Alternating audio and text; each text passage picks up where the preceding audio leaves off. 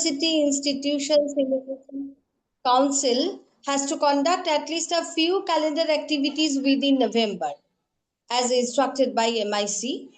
As the 31st convocation of our university is around the corner, so we had to organize this workshop at very short notice.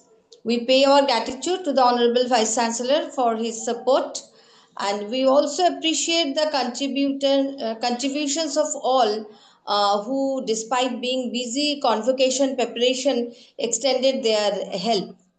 And we are grateful to the speakers for responding to our invitation.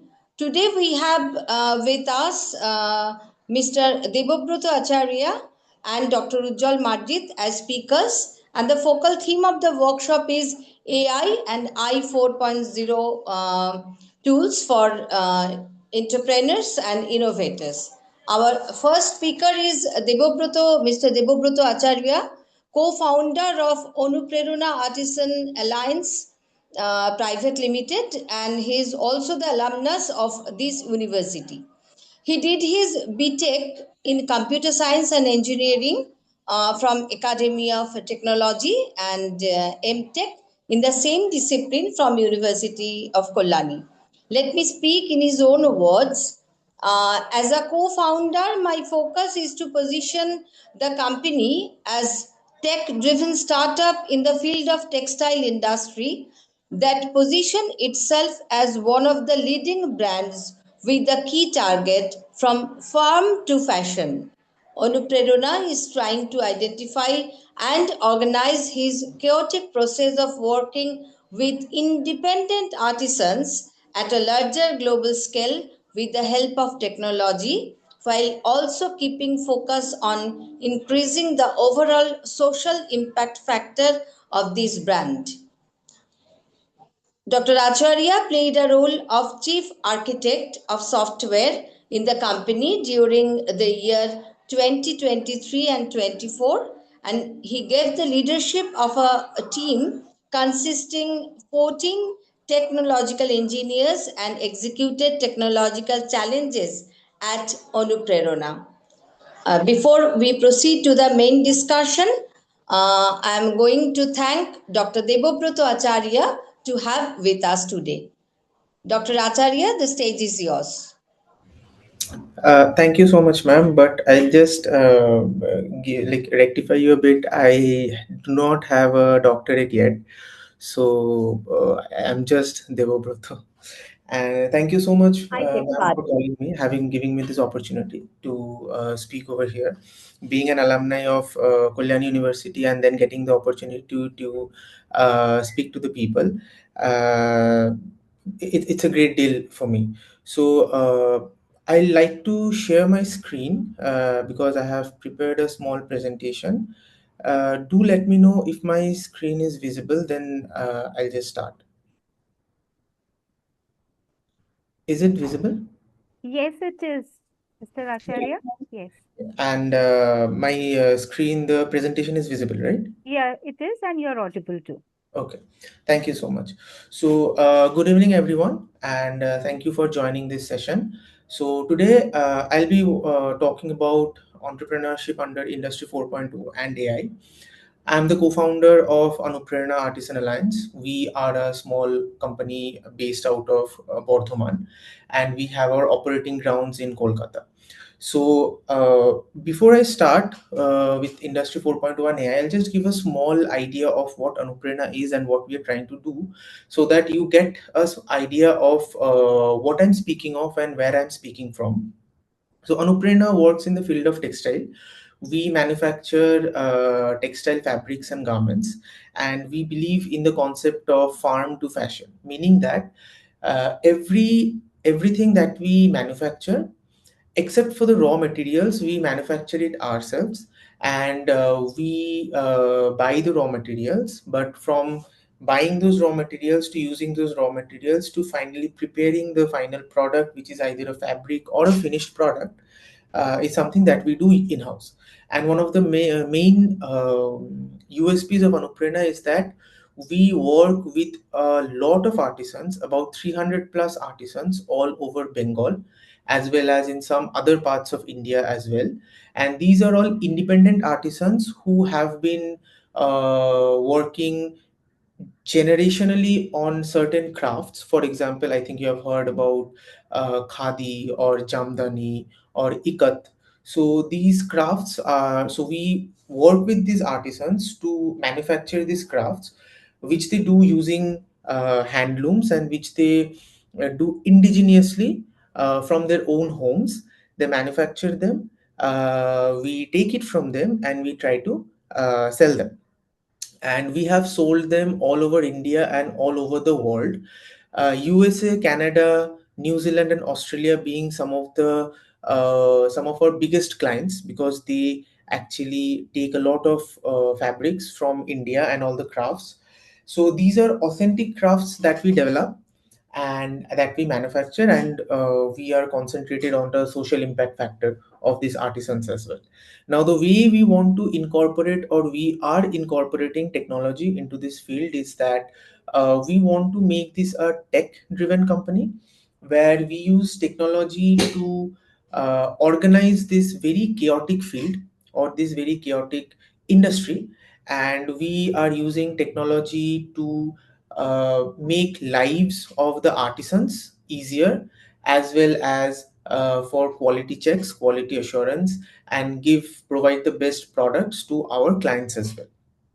Now, One of the main important factors of Anuprerna is that we work on the social impact factor. We have been invested by Acumen Investments, which is an investment firm that mainly focuses on startups that work in the social impact factor. And the last thing that I want to tell about Anuprerna is that a lot of students from our own department, from our own university, actually works and have worked in the past with Anuprerna. Now, going to Industry 4.0, I want to give a small idea to everyone present here about what Industry 4.0 actually means and what it stands for. Industry 4.0 stands on four main pillars. They are Internet of Things, Big Data, Advanced Robotics, and AI and Machine Learning. And all of this together brings about the fourth industrial revolution, or what we call as Industry 4.0. Now, Industry 4.0 or I 4.0 is basically the integration of intelligent digital technologies. So it's nothing very game changing, but it is how humans have adopted uh, technology and other processes into their system to advance the businesses and advance the social structure in general. So factories have been converted into smart factories, and services have been converted into smart services. And the way that they have done this is that, of course, you have heard about manufacturing and supply chain. Factories that manufacture goods, physical goods, or companies that provide services, that can be financial services, technological services, education services, whatever be it. And what the industry has done is that they have slowly but surely incorporated machine learning, robotics, IoT, big data, all these things into their system, which has helped them grow, helped provide a greater impact of their business, helped a great deal to their directly to their clients. And also, Industry 4.0 or I 4.0 is focused to a great deal on the environmental factors of it. So right now, like you see that previously, industries and policies, even the government, wasn't very much focused on the environment factor of any business. But right now, the government as well as businesses, they are very much focused on putting as less harm to the environment as possible, and this is one of the key points of Industry 4.0. In Industry 4.0, I think you have also heard about new types of businesses that have come up, which is like platform as a service, product as a service, software as a service, or infrastructure as a service. So these new things, or these new ideas, or these new businesses have come up in terms of Industry 4.0. One of the major reasons that I'm discussing these things with you is that since we in the audience we have people who are getting ready to get into the job sector, or who are getting ready to get into the research sector as well, this information is something that will help you understand what you're getting into and what can you expect from the industry, or what the industry is expecting from you. And I'll talk about it a lot in details in the upcoming slides. But the good thing is, manufacturing has changed, services has changed, new services have come up, new businesses have come up, and this is overall, we are standing on industry 4.2, which actually utilizes a lot of analytics and machine learning to advance themselves in their game or in the industry. Now, I want to talk about what impact it has led to, what the industry 4.2, what is the impact of industry 4.2 in both the global scale as well as with the context of India, on established industries, MSMEs, and startups. So, MSMEs, if you do not know, it is micro, small, and medium enterprises, which is a kind of direct, indirect reference to startups as well. On the global scale, job market has actually increased. New jobs have come up. There are old jobs that are being deprecated or that are going away. We'll talk about that as well. And technical roles have increased. So in industry 4.0, no matter what field you're going into, the industry expects you to have some knowledge about using technology into your day-to-day lives. And that does not mean you have to know computer science, you have to know how to write code. It's more about getting to know how to use a computer, how to use an application, how to use a phone, how to use certain technical tools in your day-to-day life, because that is something that is very, very important in industry 4.0. And there have been instances where people have been reluctant to incorporate these things into their jobs, and the effect has always been negative. So one of the major impacts of industry 4.0 is that it needs people and the society to be much more technologically advanced than previously. Now, old jobs such as repetitive tasks, data entry jobs, clerical jobs, they have reduced. And one of the major reasons of this reduction is because of advanced robotics, advanced automation, and to some extent AI as well. While the concept of AI replacing jobs is very new, but the concept of advanced robotics and this automation replacing jobs have been there for a long time. So getting replaced in jobs is not something that has come new due to AI. In the Indian context, uh, the positive thing is that it is increasing. Jobs in India are increasing, contrary to popular belief. I'll talk about that a lot later. Manufacturing actually has increased in India. So previously, I think it was 16 or 17%. Now it has increased to almost 25%. India is trying to reduce the import dependency. Now, you might think why I am talking about all these things with context to Industry 4.0. The major reason being that this is how the job industry is being shaped, and this is something that you have to know as people who are getting into this industry. This is something that you have to know and understand how the job sector is being shaped.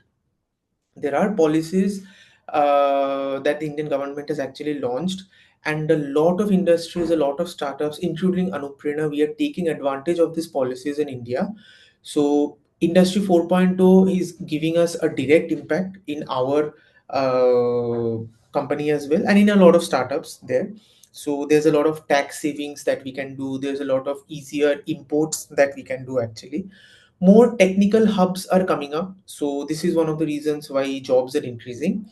And like I said, that contrary to popular belief, the job market is actually increasing. But the reason you might find or you might hear that people are out of jobs or they are not getting jobs is because people are not skilled enough. So the people who are seeking jobs, they are saying that I am not getting jobs, there are not enough jobs in the market. But people who are there to hire other people. They are saying that we don't have enough skills. This is something that I have personally faced in Anuprerna as well. We being a very small company, we do a lot of hiring ourselves. And if you talk to any HR of any company and ask them, are there vacant places or vacant seats in your company or in your business, everybody will say yes. The problem is that they're trying to fulfill these places, but they're not getting skilled enough people for their places. So one of my main suggestions or advices would be that you need to upskill yourself. You don't just keep the idea that just because you have completed your studies, you have completed a degree, that you're entitled for a job. You have to work for that job. And if you have that skill to get a job, not only will you get a job, your job will be secured as long as you keep upscaling yourself, and as long as that skill is important and necessary not only to the company but also to the industry. So that's something that you all should, and we all should actually keep in mind. In terms of the startup ecosystem, the industry 4.0 has actually helped a lot. Startups are booming all around the world. More startups are being created and formed more than ever now. And there is also a reason to this. I'll come to that, why this is important and why more startups. It's easier than ever to start your own business right now than it was ever. Running a business is a different thing, but starting a business right now, it's actually easy. We'll talk about that. Talent is important, and this is something that I cannot highlight enough, is that try to figure out what your talent is, or what is the talent that you can bring to the table when you're searching for a job. We'll talk about what you the things that you need to do when you get into entrepreneurship or you want to start your own business. But before that, you also need to understand what the current job market and the industry is looking for. And education system is actually changing right now. It is slow, but it is changing. Education has actually identified the factor that we need to provide more skills. We need to teach more skills to the students. That is something that every institution is doing. It might be slow, it might be fast, but there is a change that is coming, and it is a positive change. But if personally you feel that this change isn't enough, I would highly recommend that you look into this and you try to upskill yourselves on your own. uh, I'll talk us a little bit about the state of AI right now. So where we are standing in terms of this. Uh, AI is something that the industry is still figuring out, and we are still at a very, very, very, very early stage of AI. With everything that is going on around, with everything that you look, and from the outside, it might look like AI is established and AI is here to stay. While it is here to stay, but we haven't yet seen the final form of AI. So the industry as well as the companies, they are throwing everything at the wall to see what sticks. And this is basically what we call as the AI boom. And that is something that is happening. Everyone is trying to incorporate AI into their workflow, into their systems, into their business. And this is something, it's still on trial. And this is something that nobody has still figured out. We at Anuprerna, we are also incorporating AI in small, meaningful ways. We are also trying to figure out how we can incorporate them into our processes. There are a couple of things that we have already done. And please do not think that AI will be replacing your job, or AI is something that is going to get your job. You have to incorporate AI into your daily lives and figure out how you can upskill yourselves, and also how you can become more productive using AI. So don't take AI as something that is against you. Try to use it for your own good and your own upskilling. Don't get the idea of FOMO, or fear of missing out, if you know about it. So because a lot of businesses and a lot of industries, they are doing a lot of things in AI just because of this fear of missing out. But investors are actually now very diligent, just because people are more like, just because industries and companies are using AI does not mean that investors will start throwing in money. Investors are actually doing their due diligence a lot, and every time any company comes up with the AI, everyone starts asking the real requirement for it. So this is something that is already going in the industry. Industry 4.0 actually incorporates AI to the extent that it has become one of the main pillars of industry 4.0, and that is something that I would recommend everyone to imbibe, understand, and use AI into your daily system. Now comes the most important question that I think everyone has, that will AI replace me? The short answer is yes. The long answer is, well, it depends whether AI will be replacing you or not. If you're doing something repetitive, or your job revolves around doing something repetitive, then yes, AI will be replacing you, or AI will be replacing your job. And anything that the AI can replace will eventually be replaced with AI. And this is something that you all should keep in mind. So the idea is that just because AI can replace certain jobs does not mean that the job sector is shrinking and there are fewer jobs. The advent of AI has actually also brought about a lot of new kinds of jobs. In this case, if I give you a context with startups, not just Anuprerna, because I am part of uh, a lot of startup groups. I have continuous communication with other founders as well, other startups as well, big and small. So I can tell you that everyone is looking into AI in a positive way. And even at Anuprerna, things that used to take us days to do, we're doing it in hours or even minutes. And that's something that AI will do, because these are the things that are repetitive and that can be replaced. So my suggestion to you is upskill yourself and try to figure out places where AI will most likely not be able to replace you, because AI is not something that can run on its own, and something that still needs human expertise to run. So most of the AI tools that you see out there, if you look into it, you will find that they don't work on their own. They have to be navigated. So, and if you can become a good navigator in this scenario, you have you have created a new job. So that's something that you should keep in mind. And Industry 4.0 kind of pushes this a lot. So the main idea is that you have to improvise yourself, you have to improvise the ideas that you have, you have to improvise your work, you have to adapt to that, and you have to overcome that. The most important thing being, you cannot be comfortable with the current skills you have. You have to upskill in this field and in your job world. So that's something very important. Finally, I'll just talk a bit about entrepreneurship and the journey towards it.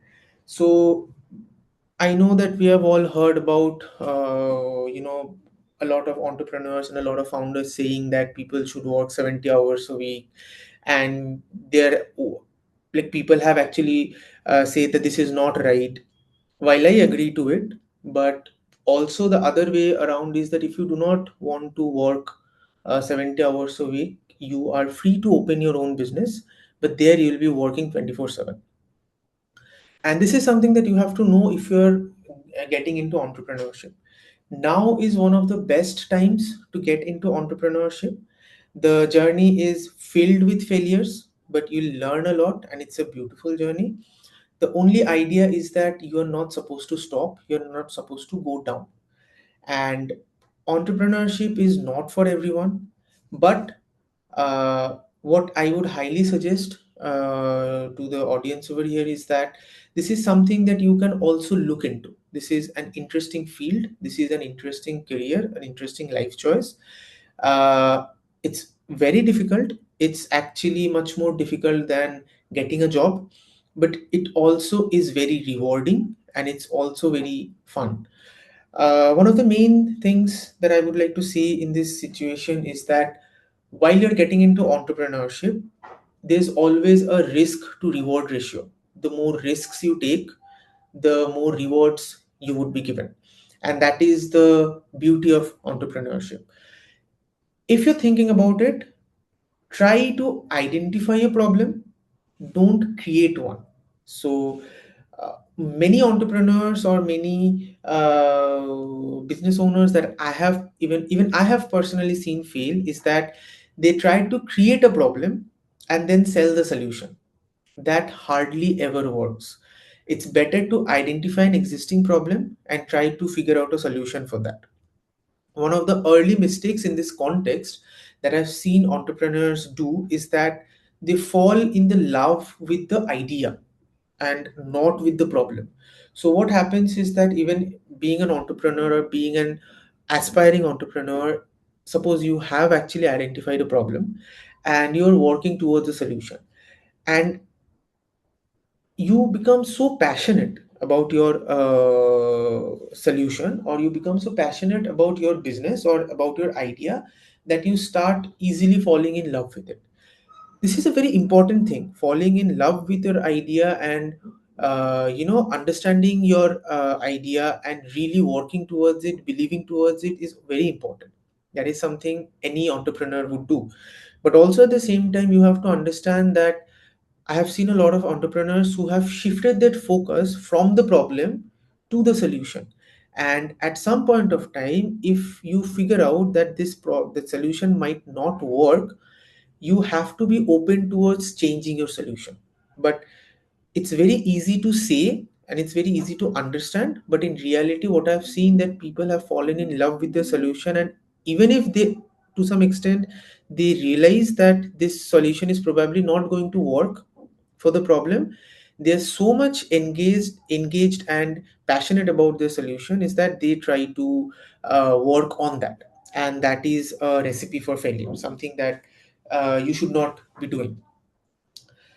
In the journey of entrepreneurship, if you think that you're good at something, that is something that you have to figure out. If you're talented, if you have a talent towards something, a skill towards something that you can turn into a business, uh, do that. But I would say that never do it for free. As a context, or a context to myself, I'll say that from the very beginning, when I was doing my BTech, I quickly figured out that I was very good at creating apps, mobile apps. And the moment realized that, I started running a small business, a self-owned business, which was that I was making apps for various people as a freelancer, and I was charging money for that. So very early on, I kind of figured out one of my talents, one of my skills. I tried to upskill on that and I tried to cash in on it. And that was the start of my entrepreneurship journey. And that is something that has created this idea in me that I should focus on this part of my life. So that's mainly how I got into entrepreneurship. And the most important part that we all know is that you have to identify the market gap in this. The advent of AI as well as Industry 4.0 in entrepreneurship has brought about a lot of interesting and positive changes. Uh, what took hours, or sorry, what took days to get completed now gets completed in hours, and that is something that I have seen work very good in businesses.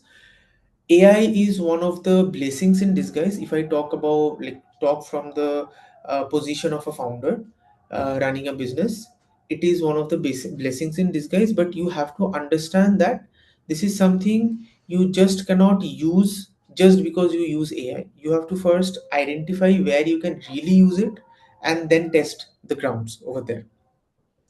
Work has become really cheap in Industry 4.0, and not just because of AI, because of advanced robotics and big data and all this stuff. Work has become really cheap. This does not mean that people are getting paid less. It means that automated work is cheaper to get done. So very recently at Anuprerna, we were trying to do something, and one of the like the basic idea was that we had to generate a lot of images. So we had to take a lot of images of the products that we were doing. So we have around 3,000 products that we are selling on our website. So we had to create new images for that. Now, the classic way or the classical way was that we hire a photographer. We send them the photo products in batches, and they take the photos, they do the editing, and they send it back. This would have taken, like, for 3,000 products, this would have taken around 4 to 5 months to do. And then when Google launched their Gemini 5.1 version, we took a subscription of that. We paid around, if I'm not wrong, we paid around 35,000. I'm sorry, we paid around, I think 65,000. And for all the 3,000 products, our images were generated in a matter of 2 days exactly. So exactly 48 hours, the entire model ran, and it generated exactly accurate images of our products over there. So the reason I'm sharing this information is that AI has helped a lot in booming. Now you might ask, or you might have a question that, the photographer lost the job, and it's not really that. The idea is that the photographer lost one type of job that they were doing. Now the photographer needs to upscale or upskill and try to figure out other ways that their skill is important that an AI cannot replace. So this is always something that has to keep in mind, and this is something that Industry 4.0 is pushing a lot. Understand that entrepreneurship is structured chaos. So you are trying to solve a lot of issues uh, when you're running a business, because uh, when you're starting a business as a startup, it will have n number of problems, and being a founder, you are supposed to resolve all of them, and you try to figure out the best ways or the easiest ways or the quickest ways to resolve them. And AI and automation is one of those things, one of those tools that has helped every entrepreneur in solving their problems to a huge extent. uh, I'll talk about why entrepreneurship matters a lot now, and why this is one of the best times for you to start a business if you want. The main reason being that the world is more connected than ever. It's much easier to start a business now because you have some of the best technologies available for free. You have some of the best connections, like the ways to connect, be it the internet, be it the social strata, whatever be it. It's easier to travel, and this is important. It's easier to send things to certain places. For example, uh, we are sending a lot of our products all over the world, and so many startups have come up who provide this service, that they are fighting amongst themselves to give the best solution, and we are jumping ships to those brands who are, or to those companies who are giving the best solutions. So it's a win-win for both of, in both the scenarios. The startups are getting, the better they are, the businesses, the better they are, more clients they're getting. And on the other hand, since the businesses are fighting amongst themselves, the consumers, we are winning in the end, because we are getting some of the best services out there. We have AI. So AI has launched, the AI boom has launched very recently, but people are actively using it. So try incorporating that into your business. Trying to incorporate that into your business is a very good thing. And we are doing so many things with the help of AI, that running a business is actually much easier now. The most important thing that comes up when we talk about business is that, how do I get funded, or how does this work. Understand that if you are working in a physical manufacturing sector, yes, you would need some kind of funding, you would need some money, but still, the number of the total cost of manufacturing something has actually gone down by a lot. And the second thing is, if you want to get into The service sector, where you're providing a service as a business, it's one of the most easiest ways to start a business, because with all the tools that we have with us due to Industry 4.0 and AI, it's very easy for a single person to start running a business today. And the reason I'm continuously pointing towards Industry 4.0 and AI is because these are the main things that are providing the tools to us, providing us this information, or providing us the tools, or providing us the know-how of doing a business over here. Uh, which is why service-based is much easier. You will see a lot of tech startups have in the recent years, a lot of tech startups have come up.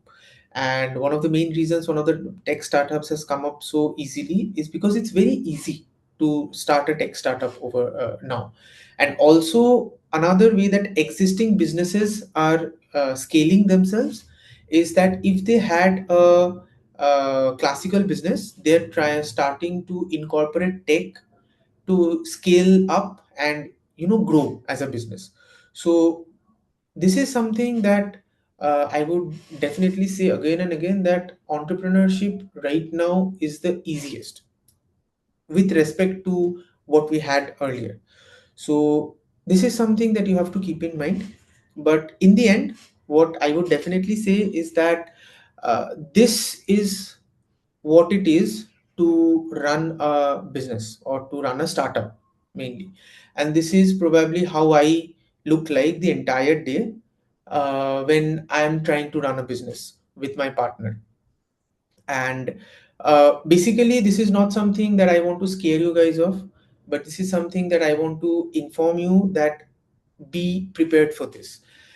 In to the extent that if somebody today asks me that what do I do uh, in the startup, what do I do at Anuprerna, so I have a very easy answer to that, is that I take 10 decisions every day where something is going wrong and something is almost breaking to the point where it every day it feels like my business will close. But then the main idea is that you calm your head down and you take a decision that is going to resolve the issue, and then you resolve one issue at a time. And that is a continuous journey of an entrepreneur, that is a continuous journey of a startup based ecosystem. And that is what every business owner to this day is doing.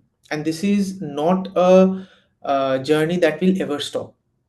This is something that keeps going, but this is also something that is very fun, energetic, and you get to learn a lot of new things, you get to get a lot of new experiences, and you get to learn a lot of new things.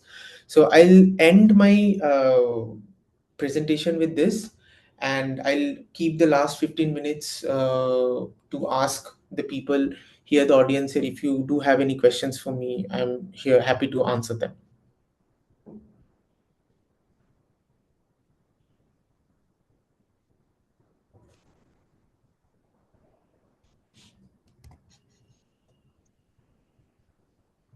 Hello. Thank you doctor Debabrata Acharya. আমরা সমৃদ্ধ হলাম ওনার কথাতে। এবং AI এর যখন মানে ইন্ট্রোডাকশনটা শুরু হলো, তখন একটা সব দিকেই একটা ভয় দেখা গেল যে কৃত্রিম বুদ্ধিমত্তা আমাদের ম্যান পাওয়ারকে নষ্ট করে দেবে, এবং আরও অনেক ধরনের একটা ভয় কাজ করছিল। আজকে ওনার বক্তব্যে আমরা সমৃদ্ধ যেমন হলাম, সেই দিকটাও খুব পরিষ্কার হয়ে গেল। এবং এন্টারপ্রেনারশিপ ডেভেলপ করতে গেলে কোন ধরনের সমস্যা আসতে পারে এবং সেই সমস্যা থেকে উত্তরণের উপায়টাও তিনি বলে দিয়েছেন। এবং কৃত্রিম বুদ্ধিমত্তাকে আমরা আমাদের ডেইলি লাইফে কি করে কাজে লাগাতে পারি, সেই দিকটা বা সেই অভিমুখটা সম্পর্কেও উনি কিন্তু দৃষ্টিপাত করেছেন। কাজে আজকে যারা স্টেক হোল্ডার এখানে রয়েছে, তাদের নিশ্চয়ই সেই ভয়টাও কেটে গেছে। এবং উনি তোমাদের যে বয়স, যেটা এন্টারপ্রেনারশিপ ডেভেলপ করার একেবারে আইডিয়াল সময়, কারণ টেকনোলজি তোমাদের কাছে একটা দিগন্ত খুলে দিয়েছে, সেই ব্যাপারেও উনি কিন্তু আলোকপাত করেছেন। আমরা আবারও ওনাকে ধন্যবাদ জানাই তার এই মূল্যবান বক্তব্যের জন্য, এবং তিনি বলেছেন যে শেষ 15 মিনিটস উনি আলোচনার বা ইন্টারঅ্যাক্টিভ সেশন রেখেছেন। তো তোমাদের কারোর কিছু বক্তব্য থাকলে please feel free to ask him.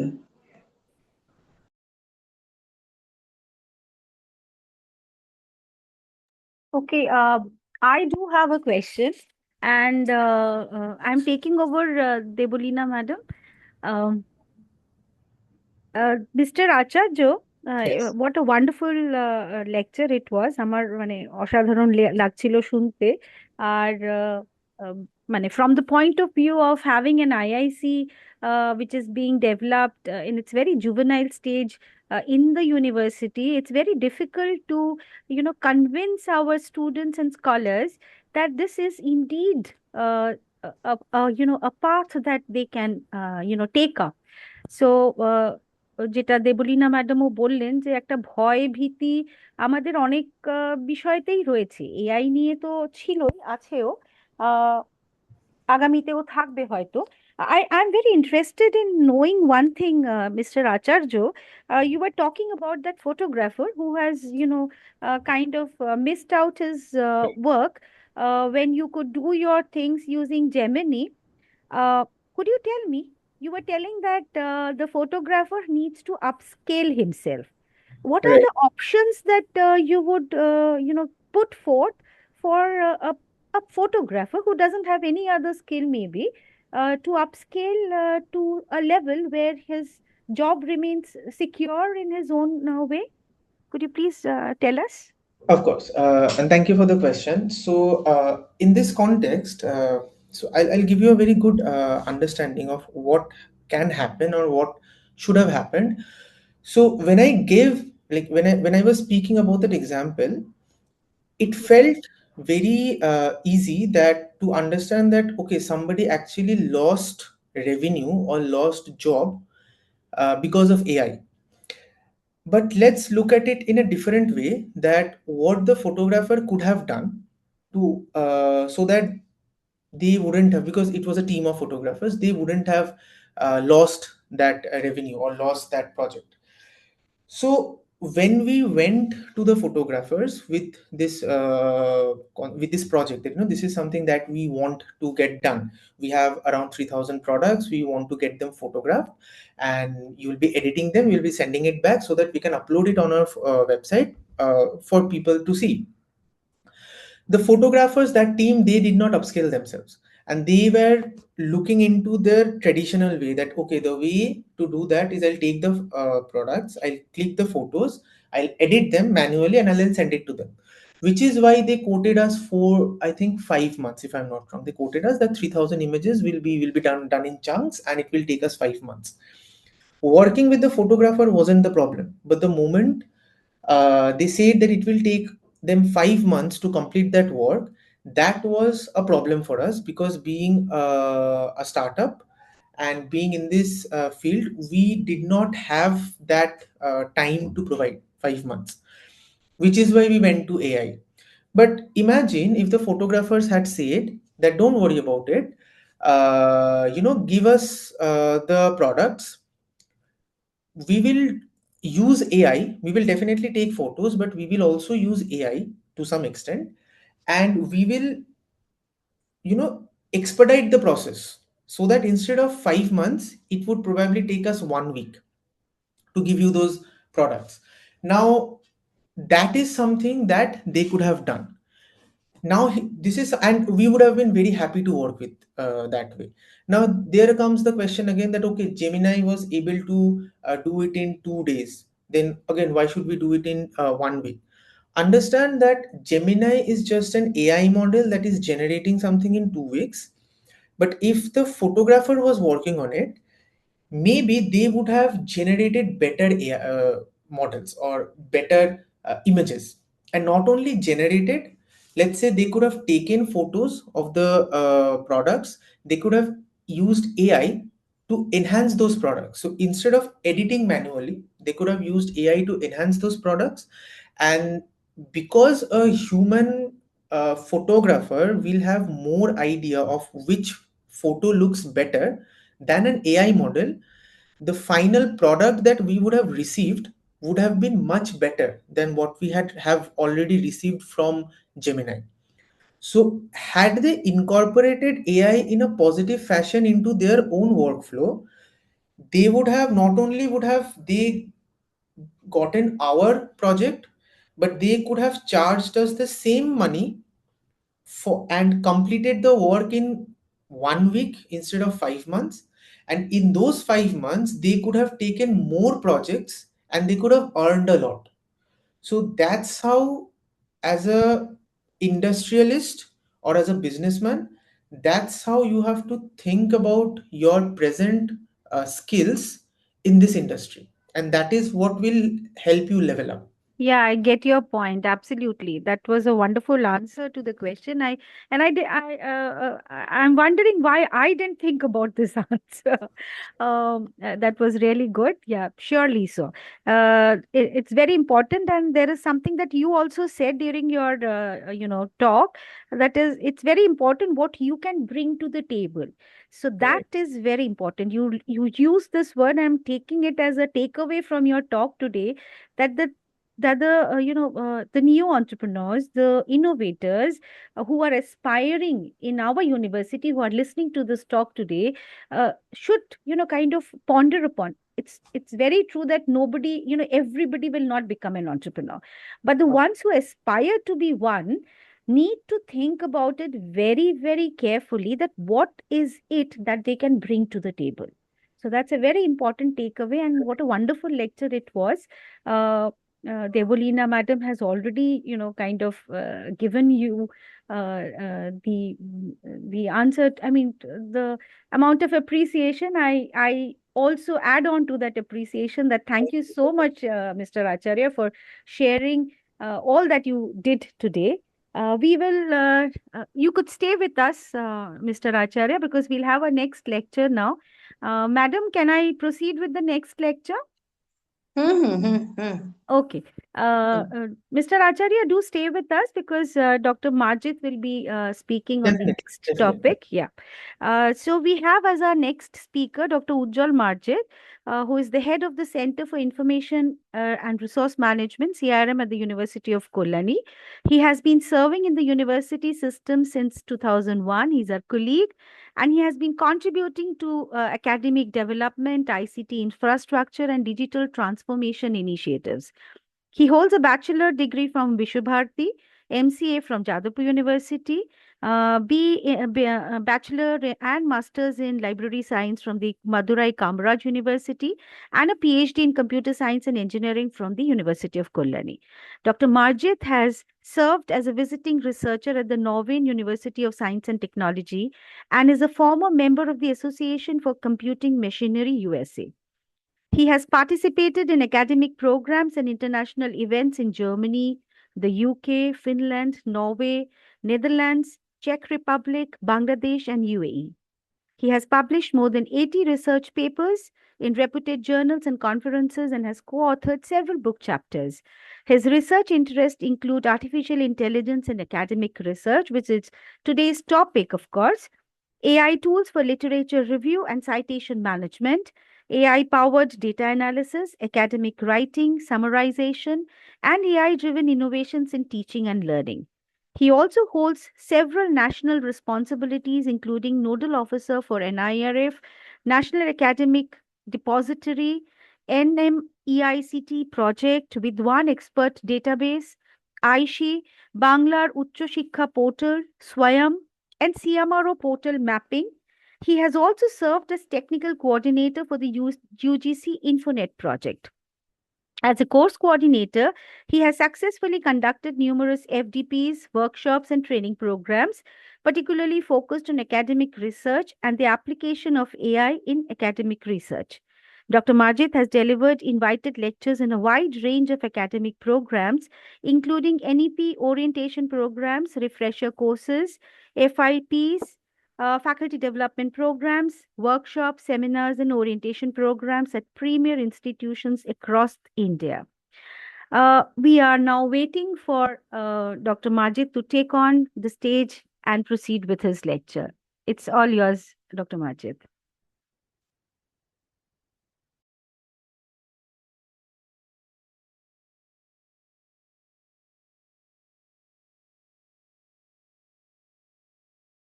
Hello hello হ্যাঁ ডক্টর মার্জিত শোনা যাচ্ছে আপনাকে শোনা যাচ্ছে তো হ্যাঁ একদম একদম So good evening. At the very outset, I would like to thank Professor Neera Madam and Debabrata Madam for giving me this opportunity to share some AI concept and regarding how we can use the AI technology for enhancing the academic research. So my topic is today AI in educational research.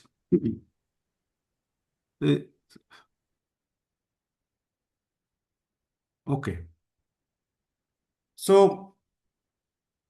today I would like to briefly highlight how artificial intelligence is transforming educational research and why every educator, scholar, and institution should understand its impact.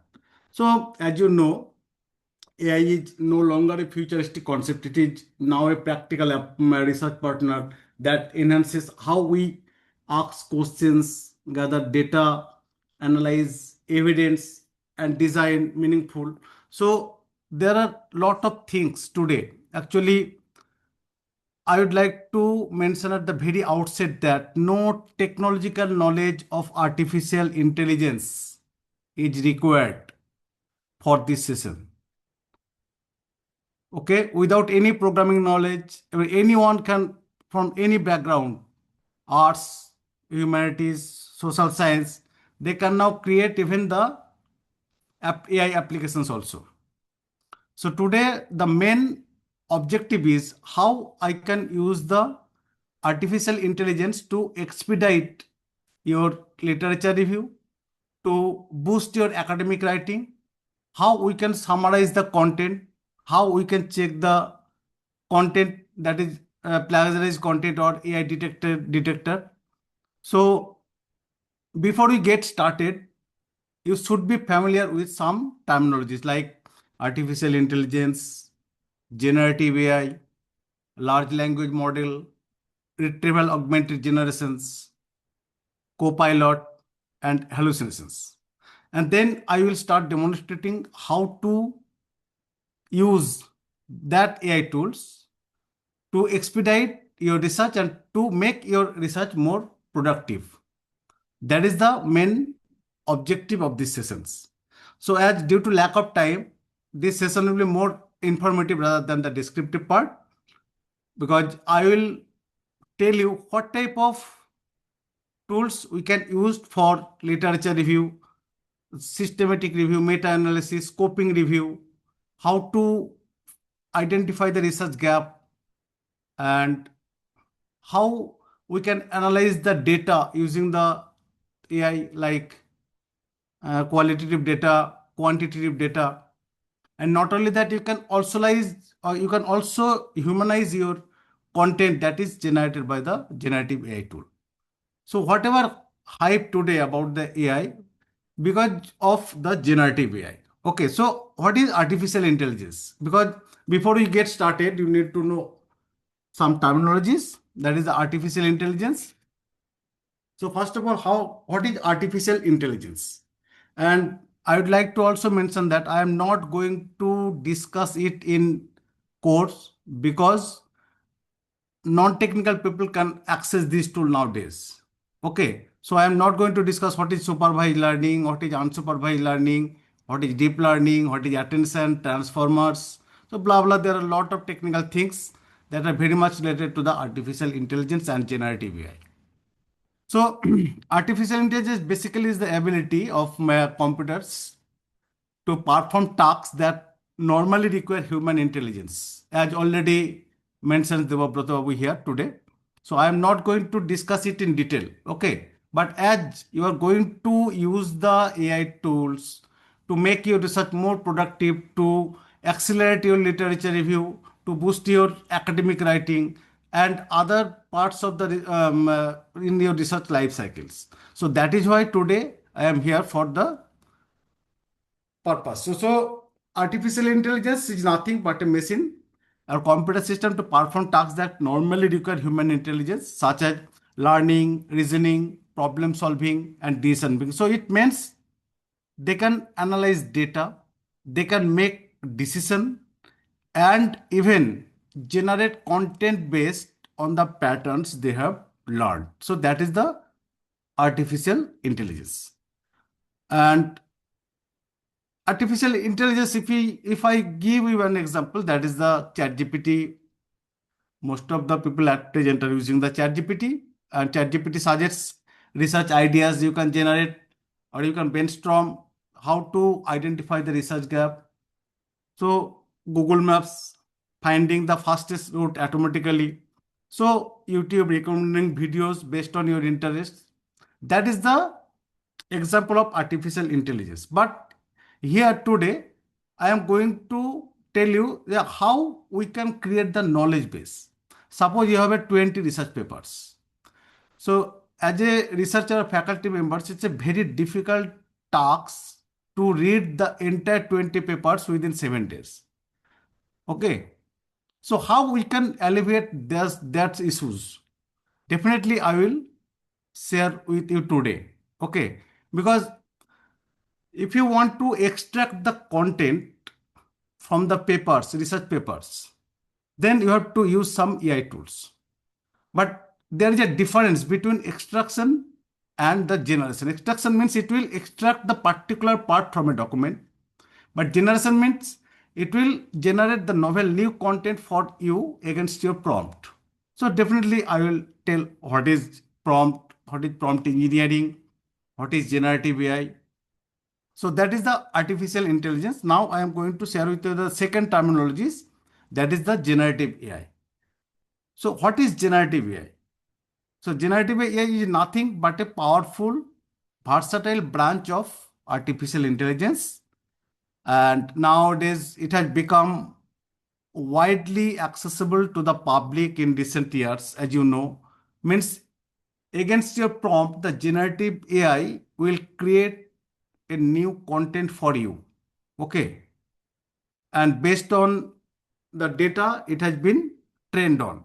So artificial means it can generate text, it can generate image, it can generate video, audio, and not only that, it can also generate the code also on behalf of you. So generative AI is one of the most important concept today. So it's a basically type of AI, okay, that can create new content. As I already mentioned, text, images, videos, code, music. So he was talking about the Gemini, Mistral, Claude, ChatGPT. So there are various types of large language model exist. But today I am not going to discuss it about the ChatGPT. Today I am going to share some few tools, techniques and tips and the best practices you can use for your academic research purpose. Okay, so generative AI, it uses models like GPT. As you know, at present we are using the GPT-5, and recently 3 days back they have already launched the GPT 5.1, the latest large language model we are going to use we are using. So ChatGPT writing essays, daily creating pictures. So there are tons of LLM out there, and you can use anyone for you. But as a non-technical user, you will just use the AI tools. And as I have been playing around with this tool since 2022, I have selected those tools only that are fully, you can use it for free, and you can subscribe it, or sometimes you have to pay for subscription because there is a limit for accessing the existing tool. So these models are trained on large data sets and learn patterns, styles, and structures to mimic human-like creation. So actually, in this session, I am going to use few tools that is fully based on generative AI. Okay. And my main objective of this session, how we can use the AI tools to enhance the research activities. Not only that, you can use it for the teaching learning process, education, and as well as the library systems. Okay. So some tools here for the benefits of AI we'll use for the tools, but how we can interact. First of all, how we can interact with the research papers. Okay.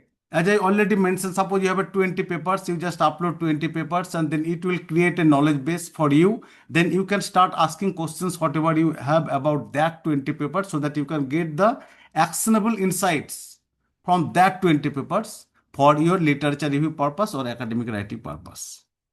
Okay, that is the main motto. That is why I am going to share these 5 terminologies, because as you are going to use the AI tools that is fully based on the GPT based model.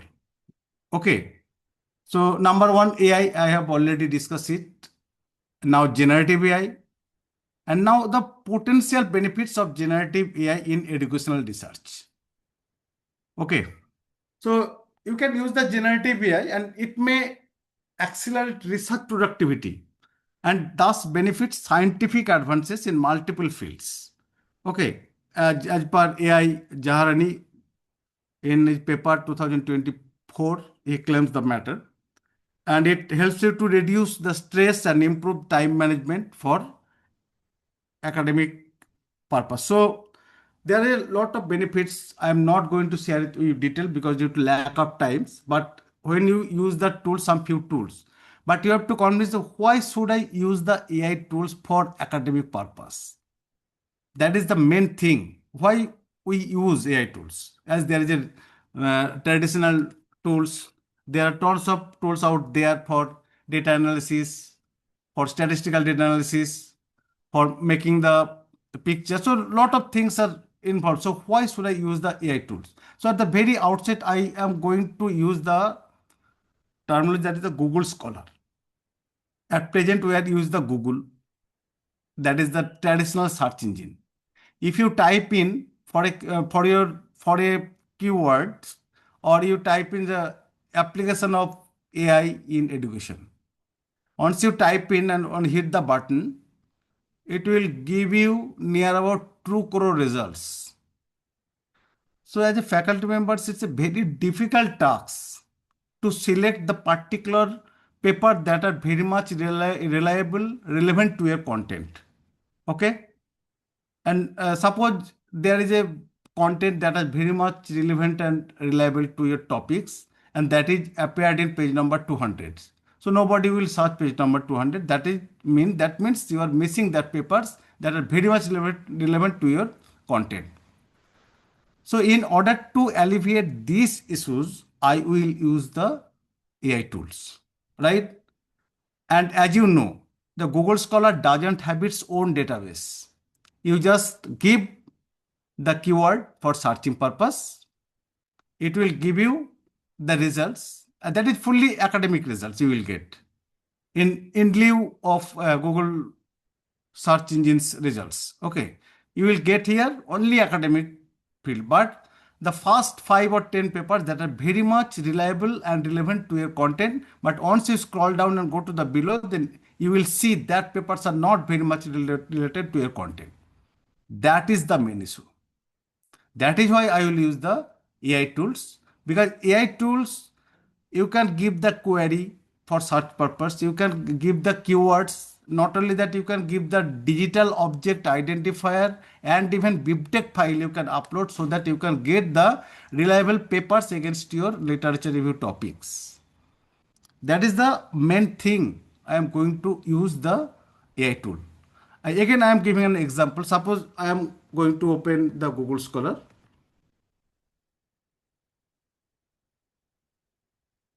Okay. Suppose I am going to use the Google Scholar, and now you type applications of AI in education, and you have to open each and every page separately, and you have to visit each and every page separately, so it will take huge times. If you open the 100 papers, then you have to visit the 100 tabs and you have to open the 100 tabs, and that is very much difficult from there to collect the actual content for your research purpose, and it will take huge time. So in order to reduce the time, AI tools will help you to get the proper contents. So that is why I am going to use the AI tools. So Google will never give you the content after summarizing the top 5 papers, right? If you open the Google, okay, in Google page, if you search for any topic, if you use any topic for searching purpose, so Google will never give you that summarization part that will summarize the top 5 papers in your field, because it doesn't have its own database first, and it will not support such type of technology so that they can give you the top 5 paper summarizations content. That is why I will use the AI tools. AI will not replace the researchers, but you can think of it as a smart assistant, research assistant, to expedite your research process. That is the beauty of the artificial intelligence tool you can use now for your research purpose. Not only that, it will also help you to create the questions, MCQs, and even it can review your paper. So I am going through all the tools, and I will share all the tools. And each and every phases of research cycles, I will use the various type of tools, and I will inform you what type of tools you can use for each and every phases. Okay, in your research from idea to publications. At the very outset, you will generate the idea. You have to identify the research gap. After finding the research gap, you have to conduct the literature review. Once you conduct the literature review, you just write down the academic writing. You will go through the academic writing process, and then it will publish, and then it will disseminate and for research visibility. So that is the entire process from idea to publications, and each page you will get the AI tools for helping purpose, or you can think of it as a research assistant. Not it will replace you. AI tools or AI the things will not replace the researchers or the faculty members. So that is the thing, because Google, once you use the Google for searching purpose, so it will give you the huge results. That is why I am going to use the AI tools now. Now I am going back to my slides here. Just a minute.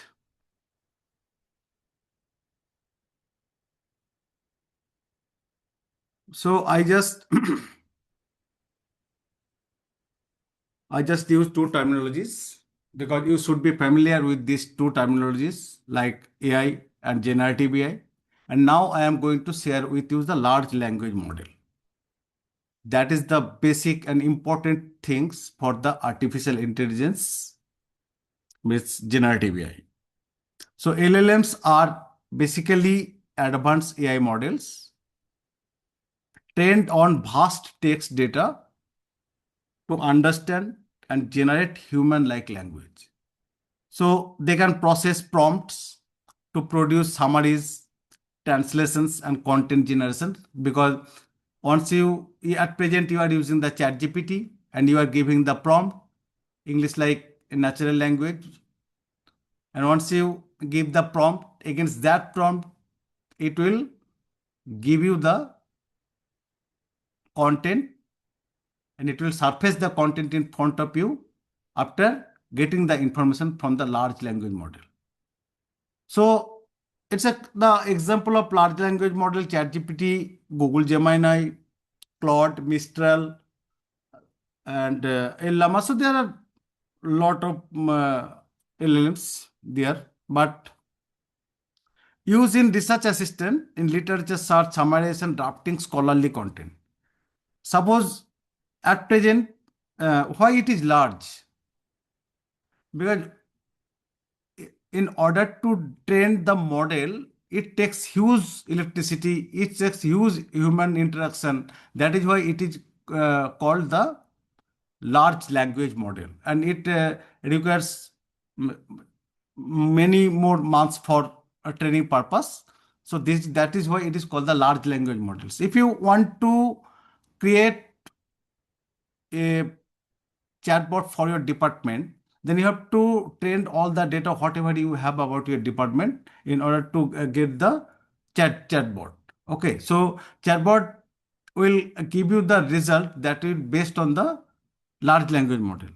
But suppose if a stakeholders who wants to know about the temperature of your department through the chatbot, so it is not possible to provide the current data to the stakeholders. So in order to solve that matter, we will use the concept that is the RAG, Retrieval Augmented Generation.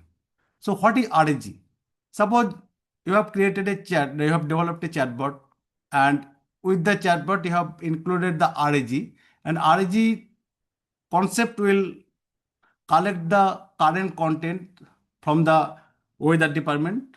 Suppose it will use the API of the weather department, and it will provide the temperature to your chatbot, so that the stakeholders of your chatbot can access the data using this large language model. So that is the techniques where we use, because if you think of it, the RAG, it's a basically framework that combines it integrates the information retrieval with text generation.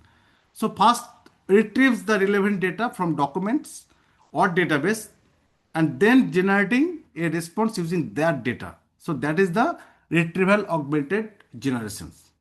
And now second, I am using the Copilot AI. Copilot AI is nothing but, suppose at present you are using a AI tool or ChatGPT or any tool, and you have produced a content, and now you would like to extend the content, or you would like to summarize the content, or if you want to check the spelling or grammar error of the content, then once you click the text, the pop-up menu will appear in front of you that will act as the Copilot AI. Okay, that is the main thing, or it is an AI assistant that works alongside humans to help with tasks like writing, coding, and designing or researching. So it uses the generative AI to suggest content, complete tasks, and keep smart recommendation based on your input. And now the terminology is the hallucination. It is one of the most important things nowadays, because most of the researchers they are generating their content using the generative AI model. And what is hallucination? So hallucination is nothing but a false, fabricated, made up informations, and that looks correct but is not. Means the model will pretend that whatever he produces, that is fully true, but is not. Means AI may generate facts, names, references, or events that never existed.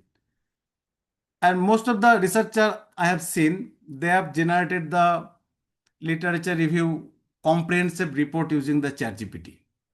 But you have to double check it with the original sources, so that you cannot have the fake content or fake citation or fake references there.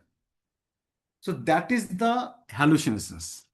So hallucinations, I am giving an example. Suppose you ask, who invented the telephone? So AI responds, the telephone was invented by Thomas Edison in 1875. But that is not true. But still, you will get that result. So that is the hallucination. But the actual fact is, the telephone was invented by Alexander Graham Bell in 1876. So hallucinations are major concern in research, education, and scientific writing, where accuracy is critical. So it will create the false, fabricated, made up informations that looks correct but is not. That is the hallucinations. So till now I have already shared what is AI, what is generative AI, what is copilot, what is large language model, what is retrieval augmented generations, and now hallucinations. And for the literature review, so I am going to here use the technology, new technology, and is 6 months back it has been developed. That is called the deep research. Okay, so deep research, and if you see there is a term the swallow research. We might have already heard the term swallow research because surface level understanding, as you know, the swallow research allows you to limited sources, minimal analysis, and the example of swallow research like reading 2 blog posts and a Wikipedia entry to write a paragraph on climate change. And for this purpose, we often use the tools Google search, ChatGPT without verification. So that is a swallow search. But what is deep research? Deep research is a new concept, and 3 months back it has been launched by the OpenAI. And after that, as far as my knowledge is concerned, at present, more than 9 or 10 tools have integrated the deep research technology at their tool to serve the better content. But what is deep research? Deep research means it will check the data. First, it will collect the data. It will, after collecting the data, it will verify. After verifying the data, it will check it, summarize it. It will screening it. So there is a lot of process involved in deep research. Suppose if I give you an example in terms of literature review. Suppose you are going to conduct the literature review on topic AI in education. Okay. So it will first collect the papers, reliable and relevant papers, AI in education. Then it will first collect, and once after collecting the data, it will tell you from where they have collected the papers, that is the sources, and they will also check the validity of the sources, and it will summarize it, it will screening it, it will mixing it, and they will write on behalf of you, and then it will give you the proper comprehensive literature review report. That is the deep research. So I am going to share with you what is deep research. So you see the ChatGPT first here. You just click plus here, and now you see here the deep research. Okay. You just select the deep research and now write down the query: conduct literature review on AI in education. Okay. So if you use the ChatGPT tools, it will give you the answer within seconds. But once you will select the concept deep research, so in order to conduct the literature review process, it will take near about 10 to 15 minutes. So that after 15 minutes, you will get the comprehensive literature report along with its references. That is not fake, because you see here, first of all, you have written the prompt: conduct literature review on AI in education, right? This is the prompt. This is called the prompt. Okay.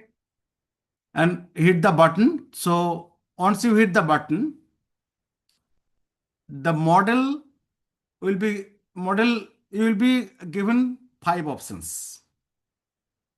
Could you please clarify a few things so that I can tailor the literature review to your needs? Yes. So I am interested here. Number 2. Then you select the number 2. Then please hit the button enter.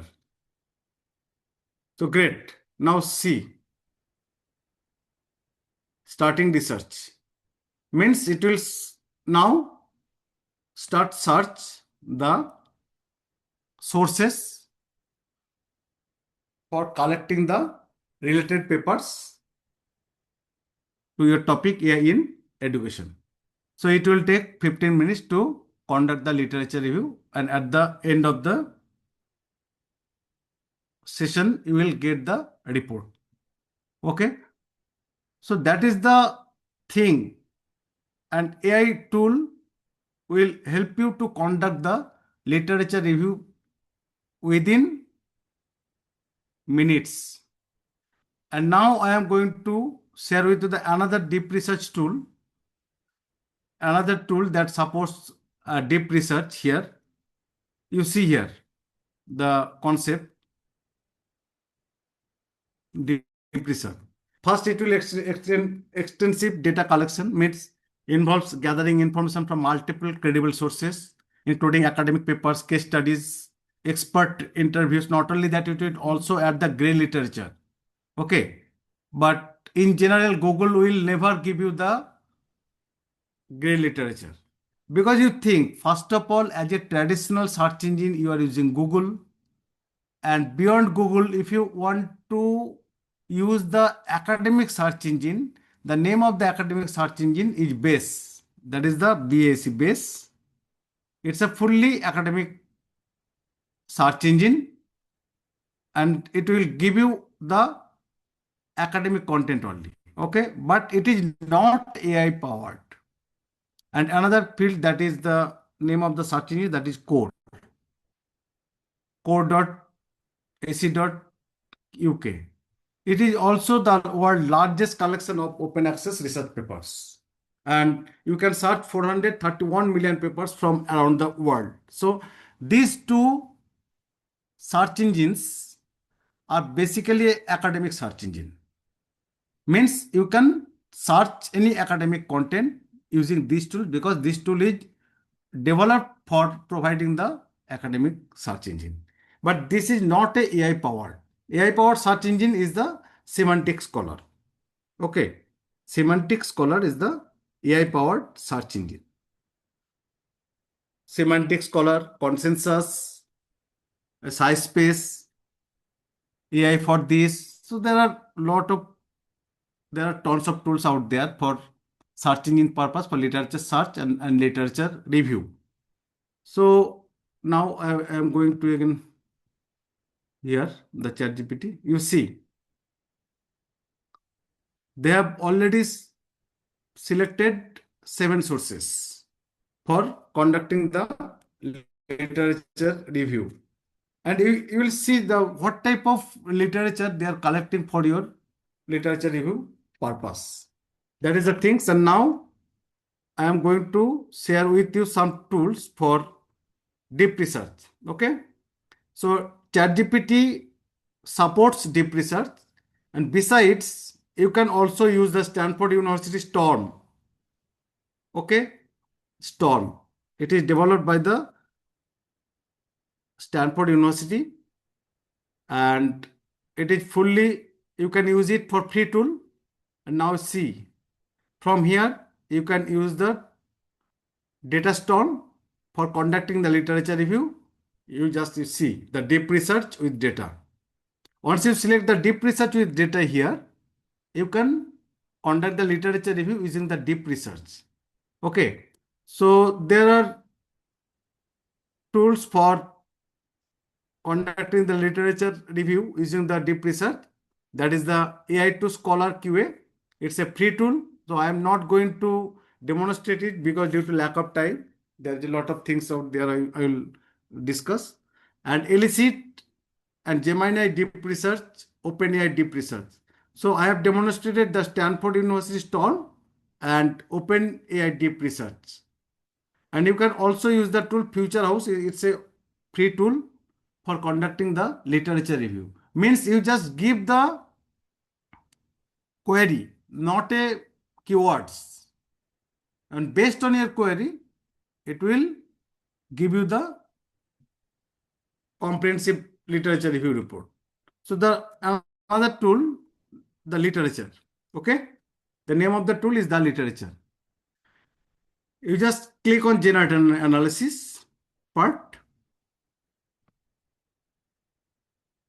Okay, it will take time. Just a minute.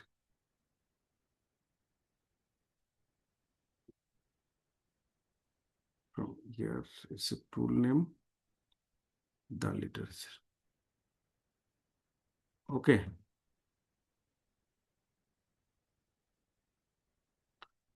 You see, click on generate an analysis. And once you click on the generate on analysis, you will be taken to this page and you just select your topic. Okay. And it has a recommender system. Once you select your topic, the recommender system will tell you to select the options from the below drop down menu. And now, as I am going to conduct the critical literature review, I have selected here the critical literature review. And now I am going to hit the button submit. So here my topic is how do in silico methods compare to traditional techniques in biomarker idea. And I have selected critical literature review and click on I agree to the terms of use and hit the button submit. Once you hit the button submit, after giving the 2 steps content, it will give you the comprehensive literature review report along with its references. You just see. It will take only 15 seconds to 30 seconds to conduct the literature review. In traditional way, if you conduct, this is the report. You see. It takes only 15 seconds to conduct the literature review. You see the references here. You see the references here. And now they have also included the references at below discussion. This is the references. So it's a literature review. So for conducting the literature review, it will take only 15 seconds. Once you submit your data. And now another tool, that is a size space. It's a nice tool for conducting the, you see here, this is the AI assistant to automate everyday research tasks. Means you can chat with your PDF research paper, right? You can chat with your PDF. PDF means suppose you have a research paper and you just upload your research paper. Once you upload your research paper, you can start asking questions, whatever you have about that paper, so that you can get the actionable insight from that paper. That is the main things and idea. Not only that, I am going to demonstrate here, open ChatGPT here and just chat with PDF here. Now upload your papers. So I am going to upload one of my papers here in desktop and now see Marjit 20 and it now open.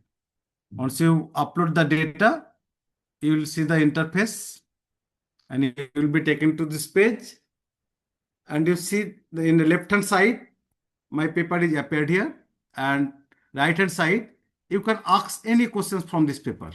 Suppose I am a novice user and I don't know the things about this one. So what is IPFS? Okay. I don't know what is IPFS. Then ask any question. Or not only that, besides, you can also generate summary of this paper. You can results of the paper. You can also conclude from the paper. Not only that, you will explain abstract of this paper. So I am going to ask a question, that is what is IPFS? What is IPFS? Okay. Now you see. Scanning the literature means this literature.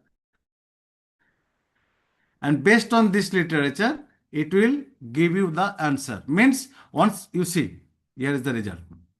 Interplanetary File System, IPFS. Means once you upload the data, this tool will create the knowledge base for providing the content. Okay.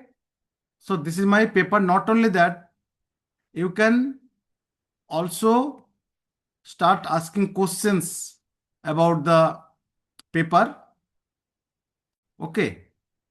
And explain math and table. Suppose there is a table in your paper. If you would like to know about that table, it will also tell you about the table in details. Okay. So that is the main things and it's a nice paper, nice field. Or now I am going to conduct the literature review. So if you use the Google or Google Scholar and would like to get the advanced research, advanced search, then you have to write down the Boolean functions. But it's a very difficult task to write down the Boolean functions in order to get the proper, actionable, reliable content that are very much related to your topics. But here in this tool, you just enter your search query, not the keywords. So I am going to give this query: how does climate change impact biodiversity? Okay. So you see, at the very outset, I mentioned that if you give the query to the tools, it will give you the top 5 papers summarization. This is the summary of top 5 papers, and they have selected the top 5 papers based on the best publishing house, best authors, best quality journal, Q1, Q2, Q3 based journal. And not only that, they have also decides the impact factor based on the impact factor. So there are several criteria in order to select the best 5 papers, and they have selected best 5 papers, and again this 5 papers they have given the summary. So it's a tool from where you can conduct the literature review. And in addition, you see there is a PDF version, whether it is open access or not. So you just add a column here. TLDR means too late, did not read. And you can also add the conclusion part, and you see the result. That is the paper, 10 by 100 papers. And you can get the PDF, podcast. You can also chat with this paper. Okay. You can chat with this paper also. And you see, this is the insight of this paper, summarize abstract of this paper and results. And not only that, this is the literature survey. This is the literature survey of this topic. How does climate change impact biodiversity?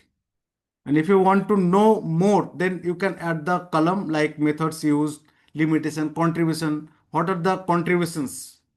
So you just click in the contributions, then you will get the contributions from there. So that is the things you can use the SciSpace tool. And not only that, you can also generate the citation here for literature purpose, for literature review purpose.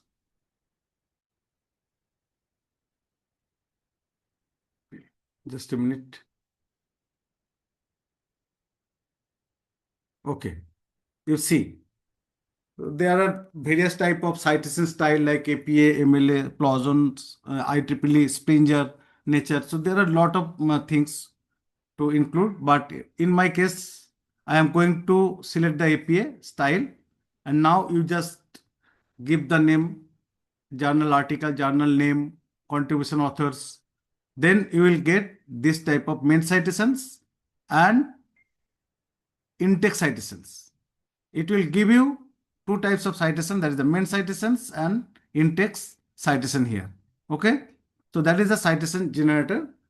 And you can also find the topics for literature review, or for your to identify the research gap, you can use the find topics. Okay, so literature review purpose and for literature search purpose, there are various type of tools I have already demonstrated, but this is the deep research.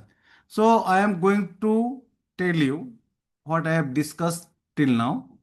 At the very outset, I have already mentioned what is artificial intelligence, then generative AI, then large language model, the retrieval augmented generations, hallucinations, and copilot.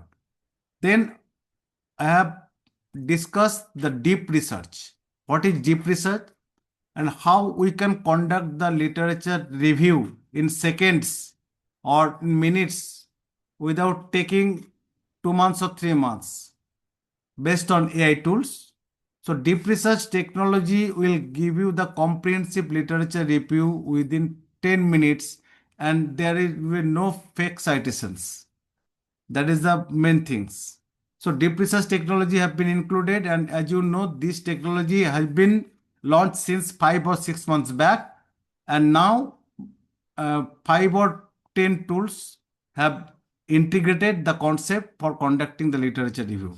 And I have listed here the AI to Scholar QA, Perplexity Deep Research, OpenAI Deep Research, Elicit, and Gemini Deep Research. And besides that, how to conduct the literature review, I have already demonstrated two tools, the literature and the size space, consensus, and now I am going to show you the connected papers. This is another tool for literature review. You see. So there are tons of tools out there for conducting the literature review that is fully AI infused tool. But you can ask me why we will use various type of tools for conducting the literature review. Because each and every tool has their own unique features to conduct the literature review. In this tool, in the connected paper, why I have selected here? Because suppose you are going to conduct the literature review there on the only one paper that is fully that is published in 2016, right? But you are now going to collect that papers only those have been published before 2016, or you are interested to collect that papers only that have been published after 2016. So such type of criteria will fulfill this tool. That is why I have selected these tools. You see, connected papers open, and now you can search by keywords, paper title, DOI, and another identifier. As I already mentioned before that, if you use the Google tools, Google will never permit you to search by another identifier means DOI. So here you just give the search word. I am going to give a search word like blockchain. Okay. And once you type the blockchain, it has a recommended system. Recommended system will recommend you to select the tools. And suppose I am going to select this tool, this paper, blockchain and smart contracts for the Internet of Things, that has been published in 2016. Okay. Just open. Once you open, you will be taken to this page. And in this page, you see the paragraph among the authors. And this is your origin paper, as I told you. Because for literature review, I have selected this paper. Now, this paper have been published in 2016. And now I am going to select the paper. Means the prior works. Means that has been published before 2016. Then click here. Prior works. Then you will see. This is the result. The paper, it has been surfaced, that has been published before 2016. Okay. And as per citations, according to citations, you can change it. A top citation, this paper, top citation. So according to the citations of the paper, you can also identify that this paper has been cited most times, and accordingly you can select that paper. Now if you want to collect the paper that has been published after 2016, then click on the derivative works, right? So that is the beauty of the tool. You see the paper, it has been surfaced, that has been published after 2016. Okay. And according to citations, you can also change it, because this paper has been cited more than 791 times, and you can select it properly. So that the name of the tool is the connected papers. Now I am going to select the another paper, that is the insightful. For literature review, you just click, I am going to also submit the blockchain. And once I submit the blockchain, so it will give you this one, and I am going to hit this button, and it will give you the results. And now you see, this is the topic of your literature review: blockchain technology, security issues, healthcare applications, challenges and future trends. And it has been cited by 170 times, and citing 127, and published in 2023. So in order to get the various type of informations that are very much required for your literature review, we can use this tool. You see here, you just scroll down and go to below, similar papers. First of all, this tool will give you the similar papers to their topic, blockchain technology, because this is my main topic. Not only that, it will also give you the most important papers in this field and the review papers It has also been displayed the review papers against that keyword, that paper, and also recent papers by top 100 authors, and the most important recent papers, and the top authors, upcoming authors, institution top journals, similar journals. So you can get various informations if you use the tool Insightful, that is fully AI powered tool. And you can also check it using your PubMed URL. ARXIV URL means preprint server, archive means ARXIV URL. As you know, this is the archive for the computer science, statistics, economics, and socio RXIV, that is for sociology, bio RXIV for biology. So there is a various type of preprint server for publishing your paper without any peer review, but nowadays they are conducting the peer review for publishing purpose. So that is the Insightful tool. Okay. And now another tool is the Open Knowledge Graph for conducting the literature review. Here you can see, you can use the PubMed or Base, as I already demonstrated the Base search engine. And now you enter your search term. Here you can only enter your search term in order to conduct the literature search. Click on digital education. Once you click the digital educations, you will be taken to this page, and here you see the knowledge graph. Okay, means they have clustered those papers only that are very much related to each other. And you click on any paper and you see the right hand sides. There is a site as export. You can export also here using this tool. So that is the name of the tool, is the knowledge maps. You just explore it. And now paper.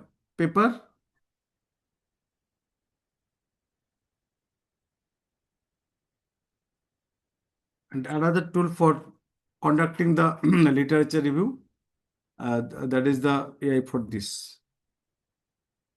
Okay. So I am not going to demonstrate it because due to lack of time. Okay. So I'm just showing my slides. So there is a process. I have already mentioned why use AI, because academic content is growing rapidly and hard to keep up.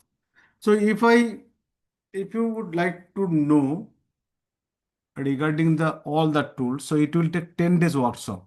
It is not possible to cover all the tools and tips and best practices within 1 hour, right? But still, it as an informative session, I am going to share the name of the tools. You just explore it yourself so that you can get the proper insight, and it will reduce your time. Not only reduce your time, you can cover all the topics and related topics that are very much related to your content. But Google will never give you, or Alta Vista search engine or your search engine will never give you such type of opportunity for conducting the literature review. Okay, so that is the main things.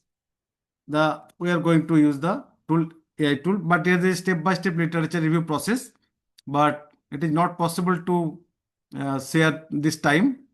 But there is another tool, Notebook LM. Okay, it's a nice tool, and it's a free tool developed by Google, AI research tool. Okay, you just upload your paper. The main focus of the tool is, suppose you have created a paper, you have written a manuscript, and you just upload here, or you have collected, suppose after literature search, you collected 40 papers. You just upload 40 papers using these tools, and it will create a knowledge base of 40 papers. Then you can start asking questions, whatever you have about that papers. You can easily get the proper insight from that papers, methodology part, conclusion part. So there are a lot of things you can access from that papers for your research purpose. And not only that, suppose you have one paper, you are not satisfied with paper, you just upload this paper using this tool. This tool, after getting your paper, it will generate the podcast or audio, and they will select two characters, one female and one male characters. The both female and male characters will each other discuss about your paper. And once you go through the audio, then you will get the proper insight. Whatever lacuna you have inside the paper, you can definitely include and correct it so that your paper can easily accept to the publishing house. So that is the beauty of this tool. Not only that, suppose you see one of my papers I have uploaded, and now you can generate also the mind map and start typing questions here, and you can create your video in any language, Hindi, Bengali, Tamil, Telugu. So there is a lot of Marathi, and now you can generate also the flashcard, and based on your paper you can also generate the quiz and the concept map. You shall see the mind map here. It will generate the mind map. It will take few seconds to generate the mind map so that you can get the things. Suppose you see here. Okay. Welcome back to the deep dive. If you've ever wondered how we manage, well, just the massive amounts of educational material out there in the digital age, you're in the right place. You see, It becomes a digital. means once I upload my paper, it has created the video or audio. They are discussing about your paper. Okay. And it will also create the mind map here. You see the mind map of the paper. Okay. Suppose key technologies and tools I have used in this paper. You just click here. Then you see I have used blockchain, Ethereum, smart contract. And even within smart contract, you will see I have used the self-styled Artisan blockchain platform, EVM. So you can create a mind map using this tool only. Okay. So I am not going to discuss because I have already selected 80 or 90 tools, but it is not possible within 1 hour. Now I am going to concentrate on the academic writing, and there is a lot of tools like Carrot 2. I will definitely share later. And now I am going to share the academic writing. Okay. And I will take only 15 minutes to discuss, then I will finish it. Now, just a minute.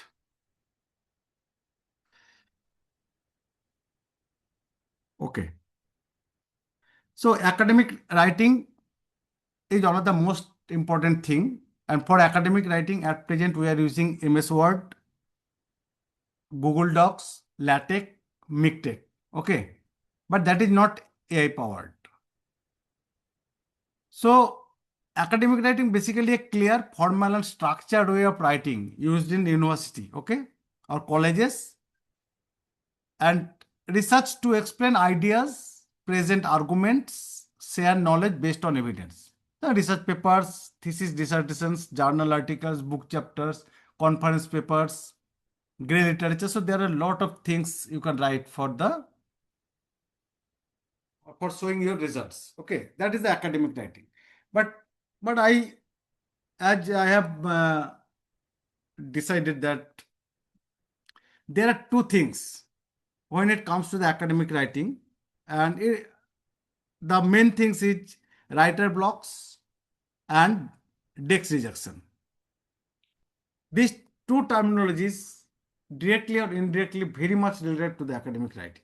So what is writer blocks?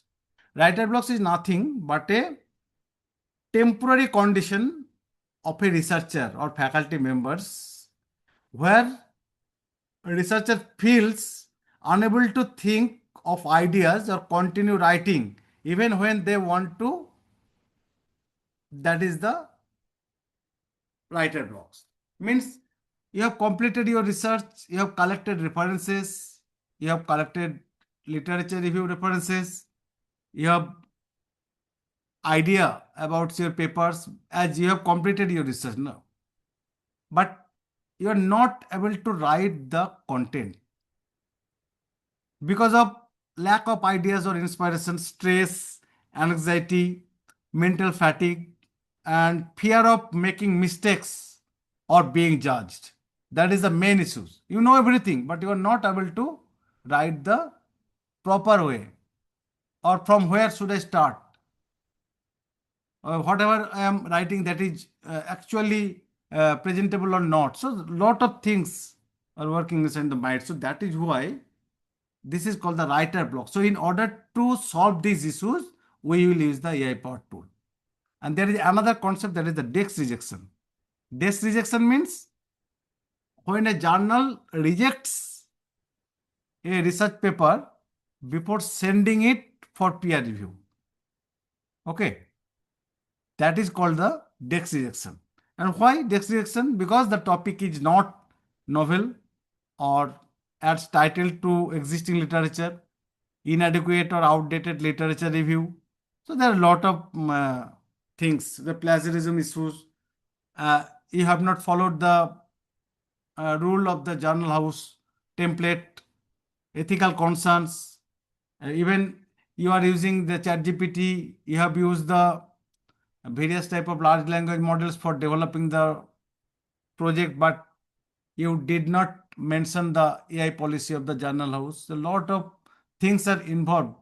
That is why your paper is rejected. So that is called the desk rejection. So desk rejection is nothing but a journal house. The editor rejects your paper before sending it for peer review. And I have already mentioned the reasons why they have rejected your paper. So in order to alleviate these issues, I will use the AI powered tool. So first step tool, the name of the tool, that is called the Paper Pearl. Nice tool for academic writing purpose. That is the AI powered tool. And another tool is Trinka. Trinka for grammars, plagiarism checking, AI content checking. And now this MyTilus. Now I am going to select a paper, one of my papers. You just see, then I will show you how to use the AI tools. Okay. Just a minute.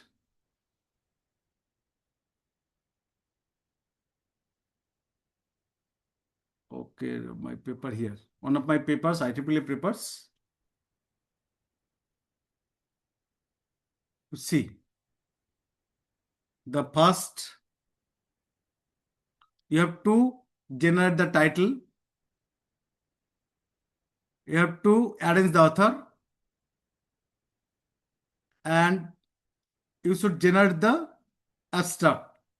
And for entire paper, how we can use the AI tools. Okay.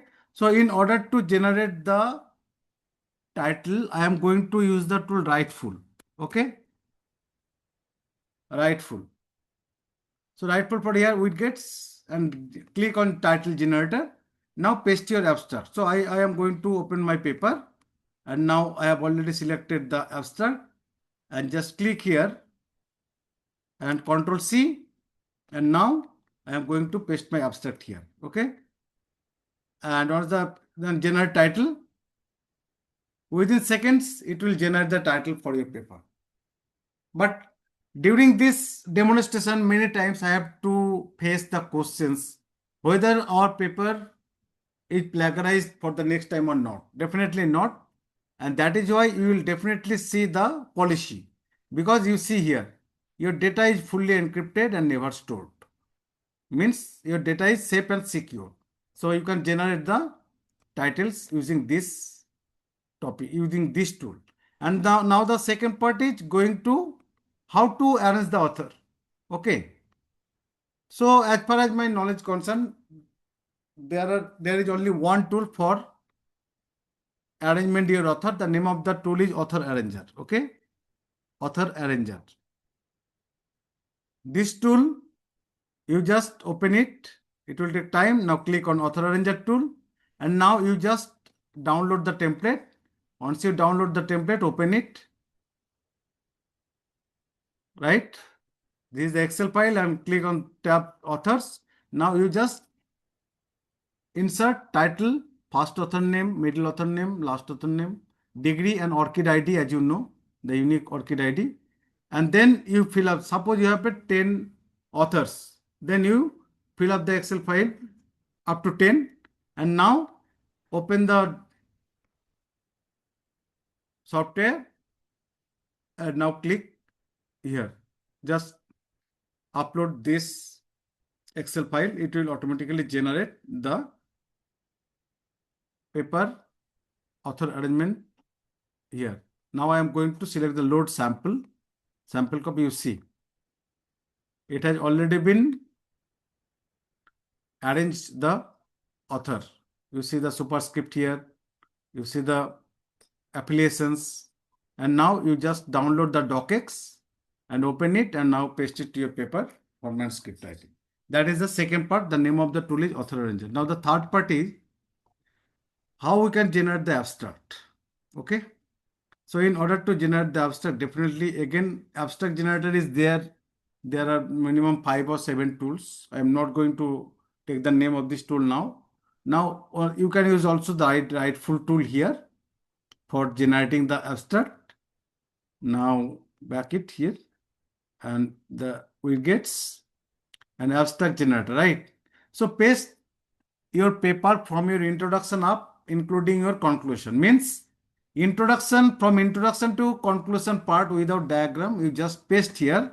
It will automatically generate the abstract within seconds. And if you think you can generate 4 or 5 abstracts, and now you will have a 5 abstract, then you can select anyone from there which is best for you, and then you can include it is not plagiarized content. Okay, so the name of the tool is rightful, and here is another part, that is the how we can generate the diagram. Okay, this type of diagram. So for academic writing, in order to generate the diagram, you just click on here and open the Napkin AI. Okay, is a tool, nice tool. Napkin AI, the visual AI for storytelling purpose, and get Napkin free here. And now this page will appear in front of you. Now you just see, you just write here. If you, I would like to generate a diagram, application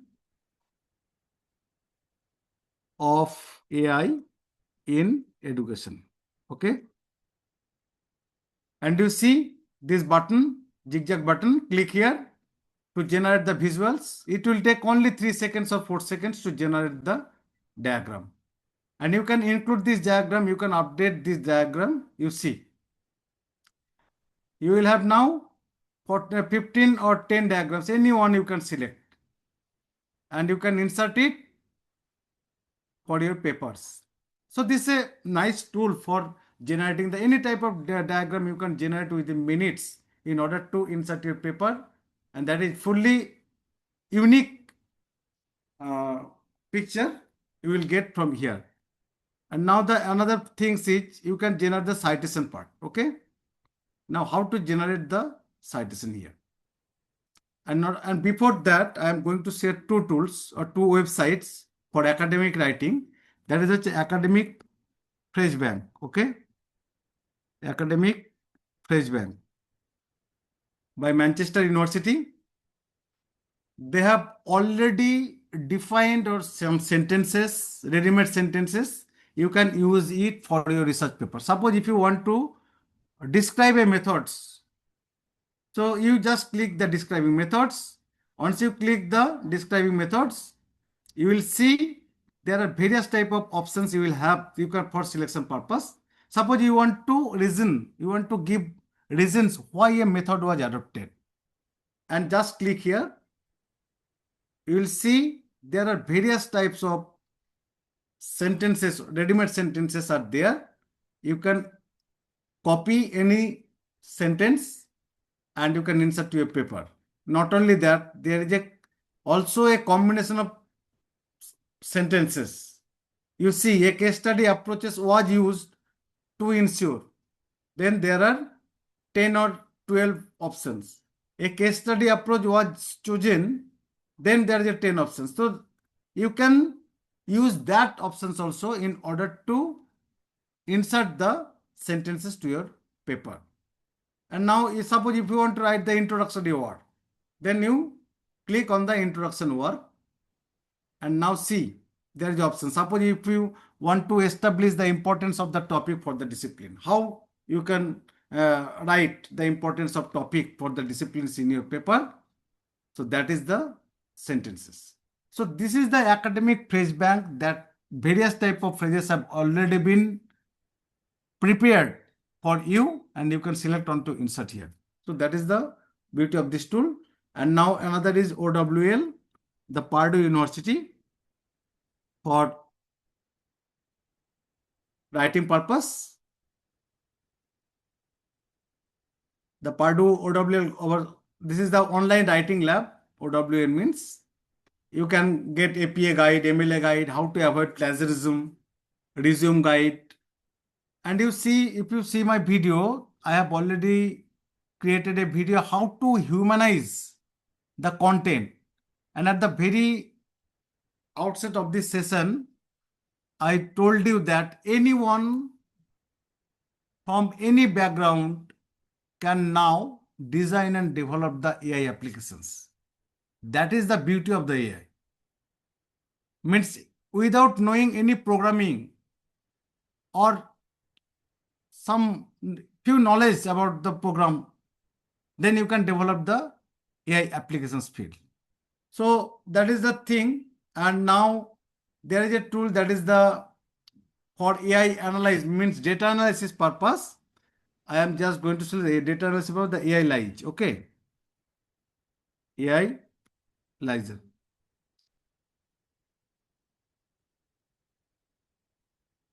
For qualitative data analysis,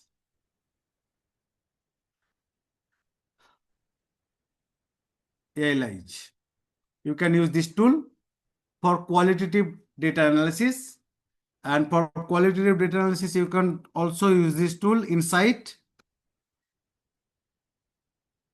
KU-IIC tool is a nice tool for qualitative data analysis.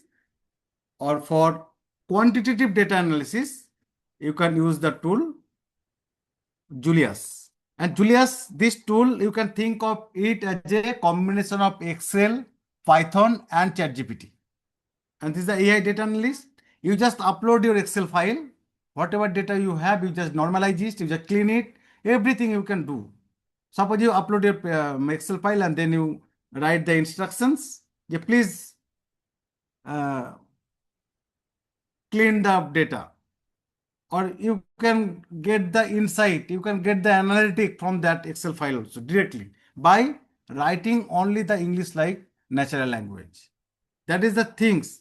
And for text analytic data, for text analysis, you can use the tool Voyant. Okay.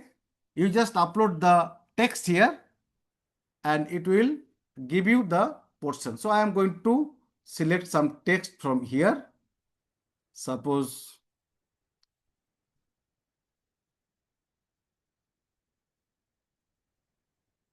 okay, just a minute.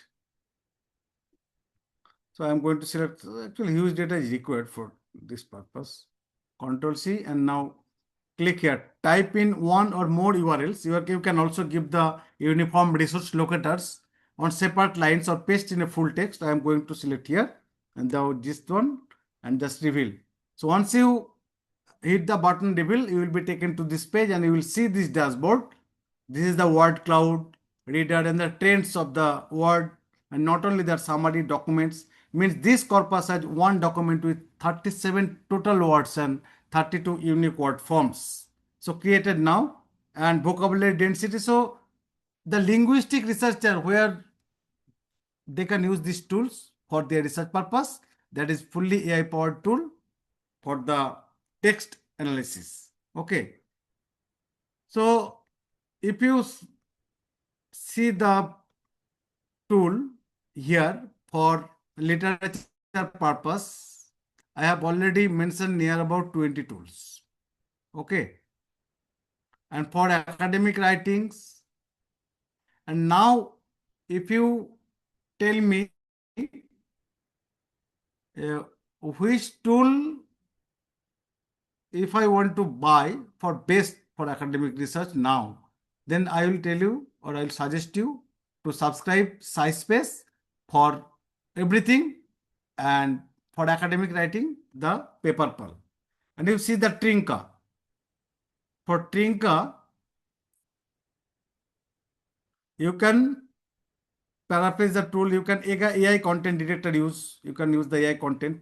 How we can detect the AI writing. Then AI content detector is here. You can also use the KUIIC, GPT-0, 0GPT for detecting the AI content. And also you can use the SciSpace. You see the AI detector here. Okay, just see. Suppose this one, this the text is fully generated by the ChatGPT. Okay, now I am going to check it whether the content is generated by AI or not. You just analyze it. Once you analyze, you see AI detection report 100% because the full content is generated by the ChatGPT. But a content is generated by ChatGPT and human interpretation is definitely, after getting the content, they have changed few words or changes some sentences. Then you see the content that is written or generated by AI plus human. So I am now going to check it whether the content is generated by AI or not. Click on analyze part and you see AI detection report 1% because the text is written almost entirely by human with little to no AI assistant. So that is the AI academic detector. Okay. And for citation generator, you can also use this tool, free API citation. You just write for citation for book chapter. Now the book chapter title, you just give the book chapter title. You give them the book title, publisher name here, editor name here, and then pages volume. Once you put everything, then you will get the site here. Once you click the site, you see there are two types of citation, main citation and in-text citation. Okay. So my time is over. Madam, if you, dear participants, if you have any questions, please let me know. In fact, sir, time could go on, but yes, definitely we have to end somewhere. But it was a very interesting, talk. Uh, in fact, I have a lot of takeaways from your talk today, and I'm feeling very happy that on a Sunday, we could give our students and scholars two different, inputs. One that takes them towards an inclination, the ones who have inclination towards entrepreneurship, innovations, so they want to just merge off from the regular academics. And another topic which is purely for the ones who want to pursue academics as their career, who have research writing, academic writing, etc., on their board of priority. So it was a very interesting day, I presume, and I'm sure the participants who have stayed this long, the ones who have completed hearing the entire talk today, really felt happy because they have had exposure to two different scopes of academics, basically. But yes, of course, thank you so much, sir, for having given us so many insightful ideas and we in fact, I didn't have so many things on my mind. Like when I we write research papers, when our scholars write research papers, we definitely do not have access to so many different tools that can be used for various purposes, of course, with the input of the human mind. The It is very important that the students, scholars, and also us read, think, uh, decipher within ourselves what exactly we want to do. And then when we have AI with us to help us out with all of these things, starting from analyzing and the ones which talk to you. I mean, it was very interesting to find tools which actually talk to you, discuss things with you, discuss among themselves, and you can hear them discussing the topics. That's very interesting. And the ones that summarize your papers, the ones which create, these word clouds. I didn't have any access to any of these things. Thank you so much, Dr. Marjit, for Thank you, having madam, given for us. giving me this opportunity. It was our opportunity altogether, sir. The pleasure is Without your all support, ours. it would not have been possible. But No, due to I have left already the AI agent, agentic AI, and general people can also develop the no, we'll AI have things. many But it is more. not possible. It will take, madam, near about 7 days or 10 days. Okay, we'll have a total workshop on this, as we have already discussed about this, Yes. and we still have Mr. Acharya with us, and I think without speaking anymore, I would want to open this session to our scholars and students who are still there to have their questions put towards Dr. Marjit as well as towards Debabrata Acharya. Please interact. The session is open for interaction. Of course, I'm available for any questions that anyone might have. Yes, I have seen that you are there, Mr. Acharya. Thank you so much for staying with us. I request my students and scholars who are there to have their questions towards any of our speaker today. It was a very interesting day. Are we having questions? Please speak up. Hello, Yes. hello, sir. Yes, we can hear you. Good evening, sir and madam. I have a question to Ujjal Marjit, sir. Yes. Sir have told us about many AI tool, which is really helpful. Could you please which is really introduce helpful to yourself? us. Which department? My name is Could you please Somen introduce? Das. My name is Somen Das, and now I am pursuing MSc in Physics at Kalyani University. Okay, very fine. Please. So I have a question to Ujjal Marjit, sir. Sir gave us told us many tools, AI tools, which is really helpful to us. But I have a question that sir told that about hallucinations, which can give us wrong informations about our project or any question which I ask to AI like ChatGPT. So how we can Yes, overcome this problem so that model. Sorry, sir. You have to double check with the original sources first. You have to use the latest model. Okay, that is the main things sir. to avoid the hallucinations. At present, you are using the free versions of ChatGPT that is providing the data up to 2023 September. Okay. And after that, once you would like to collect the data, definitely they will give you the wrong informations. Okay, sir. Okay, sir. The That's my main things question. you have to Okay, check sir. it, double check with the original sources and Okay. go through the content whatever you are generating. Okay, Showman, probably you're clear on Okay, your sir. Thank you. question. Okay, sir. No. Okay. Hello. Who else has a question? Hello. Thank you, Showman. Hello. Am I audible, ma'am? Thank you, ma'am. Yes, you are. Thank you, sir, for your very much illustrating session, sir. I am Ujjal Vice-Chancellor, Assistant Professor of Physics, Krishnagiri Women's College, and Research Scholar of Department of Physics, University of Kallani.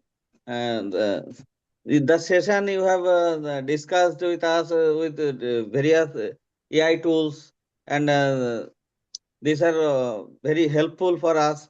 I have one question that if we use any humanized AI, humanized text tool, and I think this can also detect by another tool as well that this has been humanized by any tool, and what will be the effect if we publish any paper and if the AI detection is revealed by later course of time.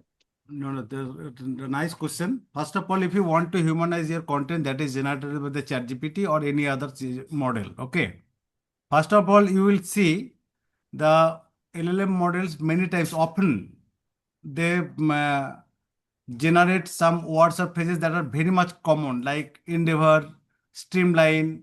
So there is a things like so you just copy that words and that phrases in a notepad, and when you will write the prompt, at the end of the prompt you will just add, please don't include the following words and phrases.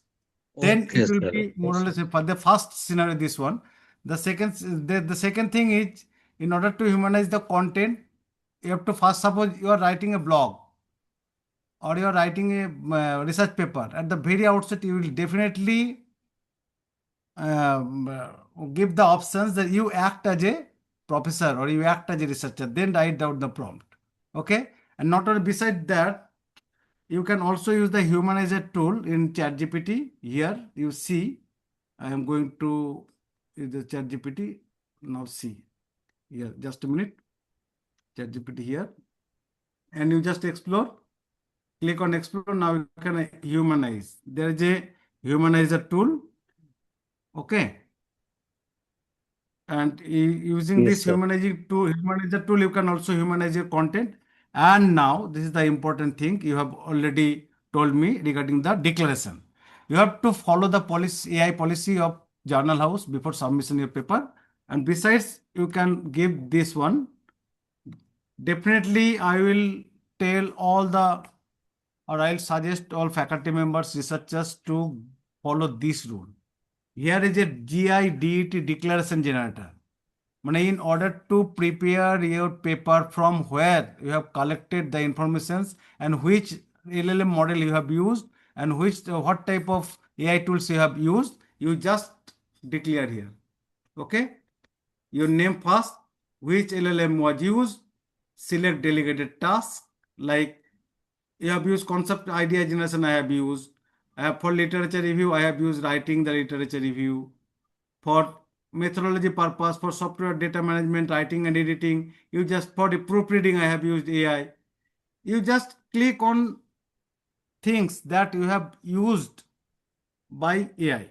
Then you just create a generate declaration from here.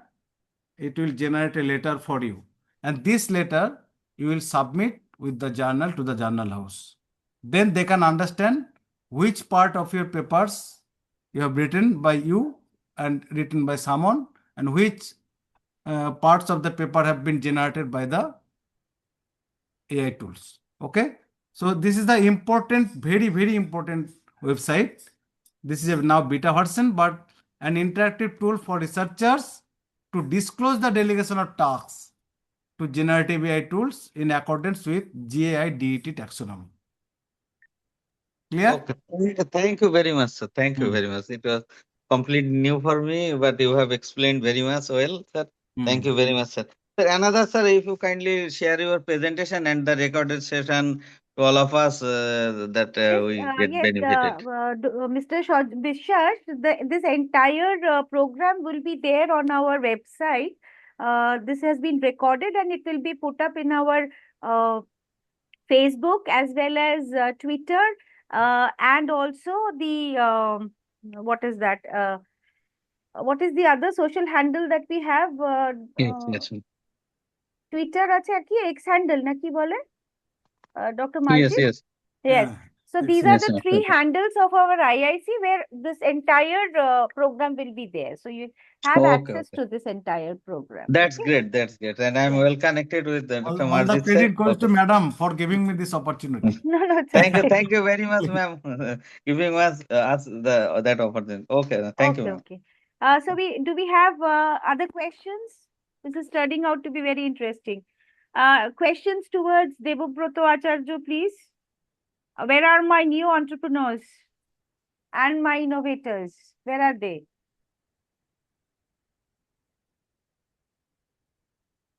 Do we have any more questions left?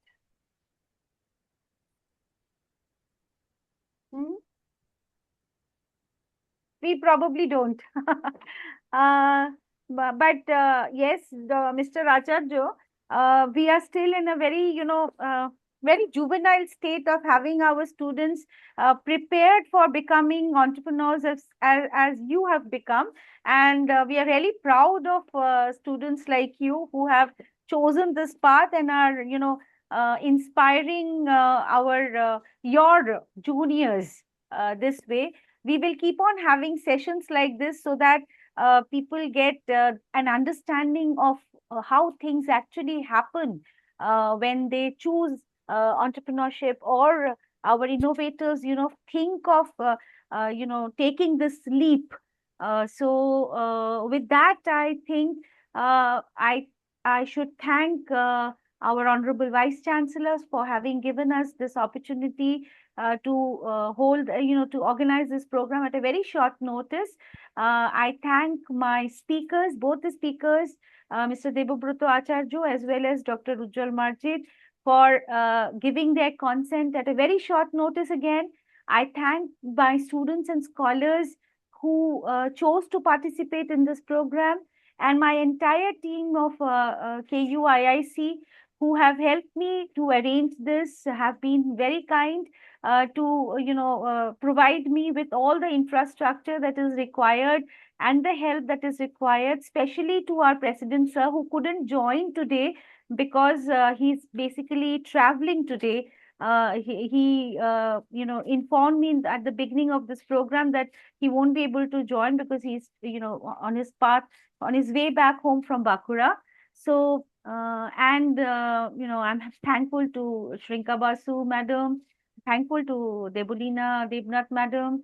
I'm thankful to Mr. Deepanshu Mondol, who actively, contributed to this entire thing. And I'm also thankful to all the members who joined this program and who informed, also the ones, Shudha madam has been there for the entire program, I can see. So I'm very thankful to every one of you for making this program a success. And I believe that it was useful to each one of you, right? So with that, we end with this program. And Dr. Marjit is always there with us. But to Debabrata Acharya, I have a kind of, I would want to keep in contact with you, Mr. Acharya, so that Of course, ma'am. we can have your help,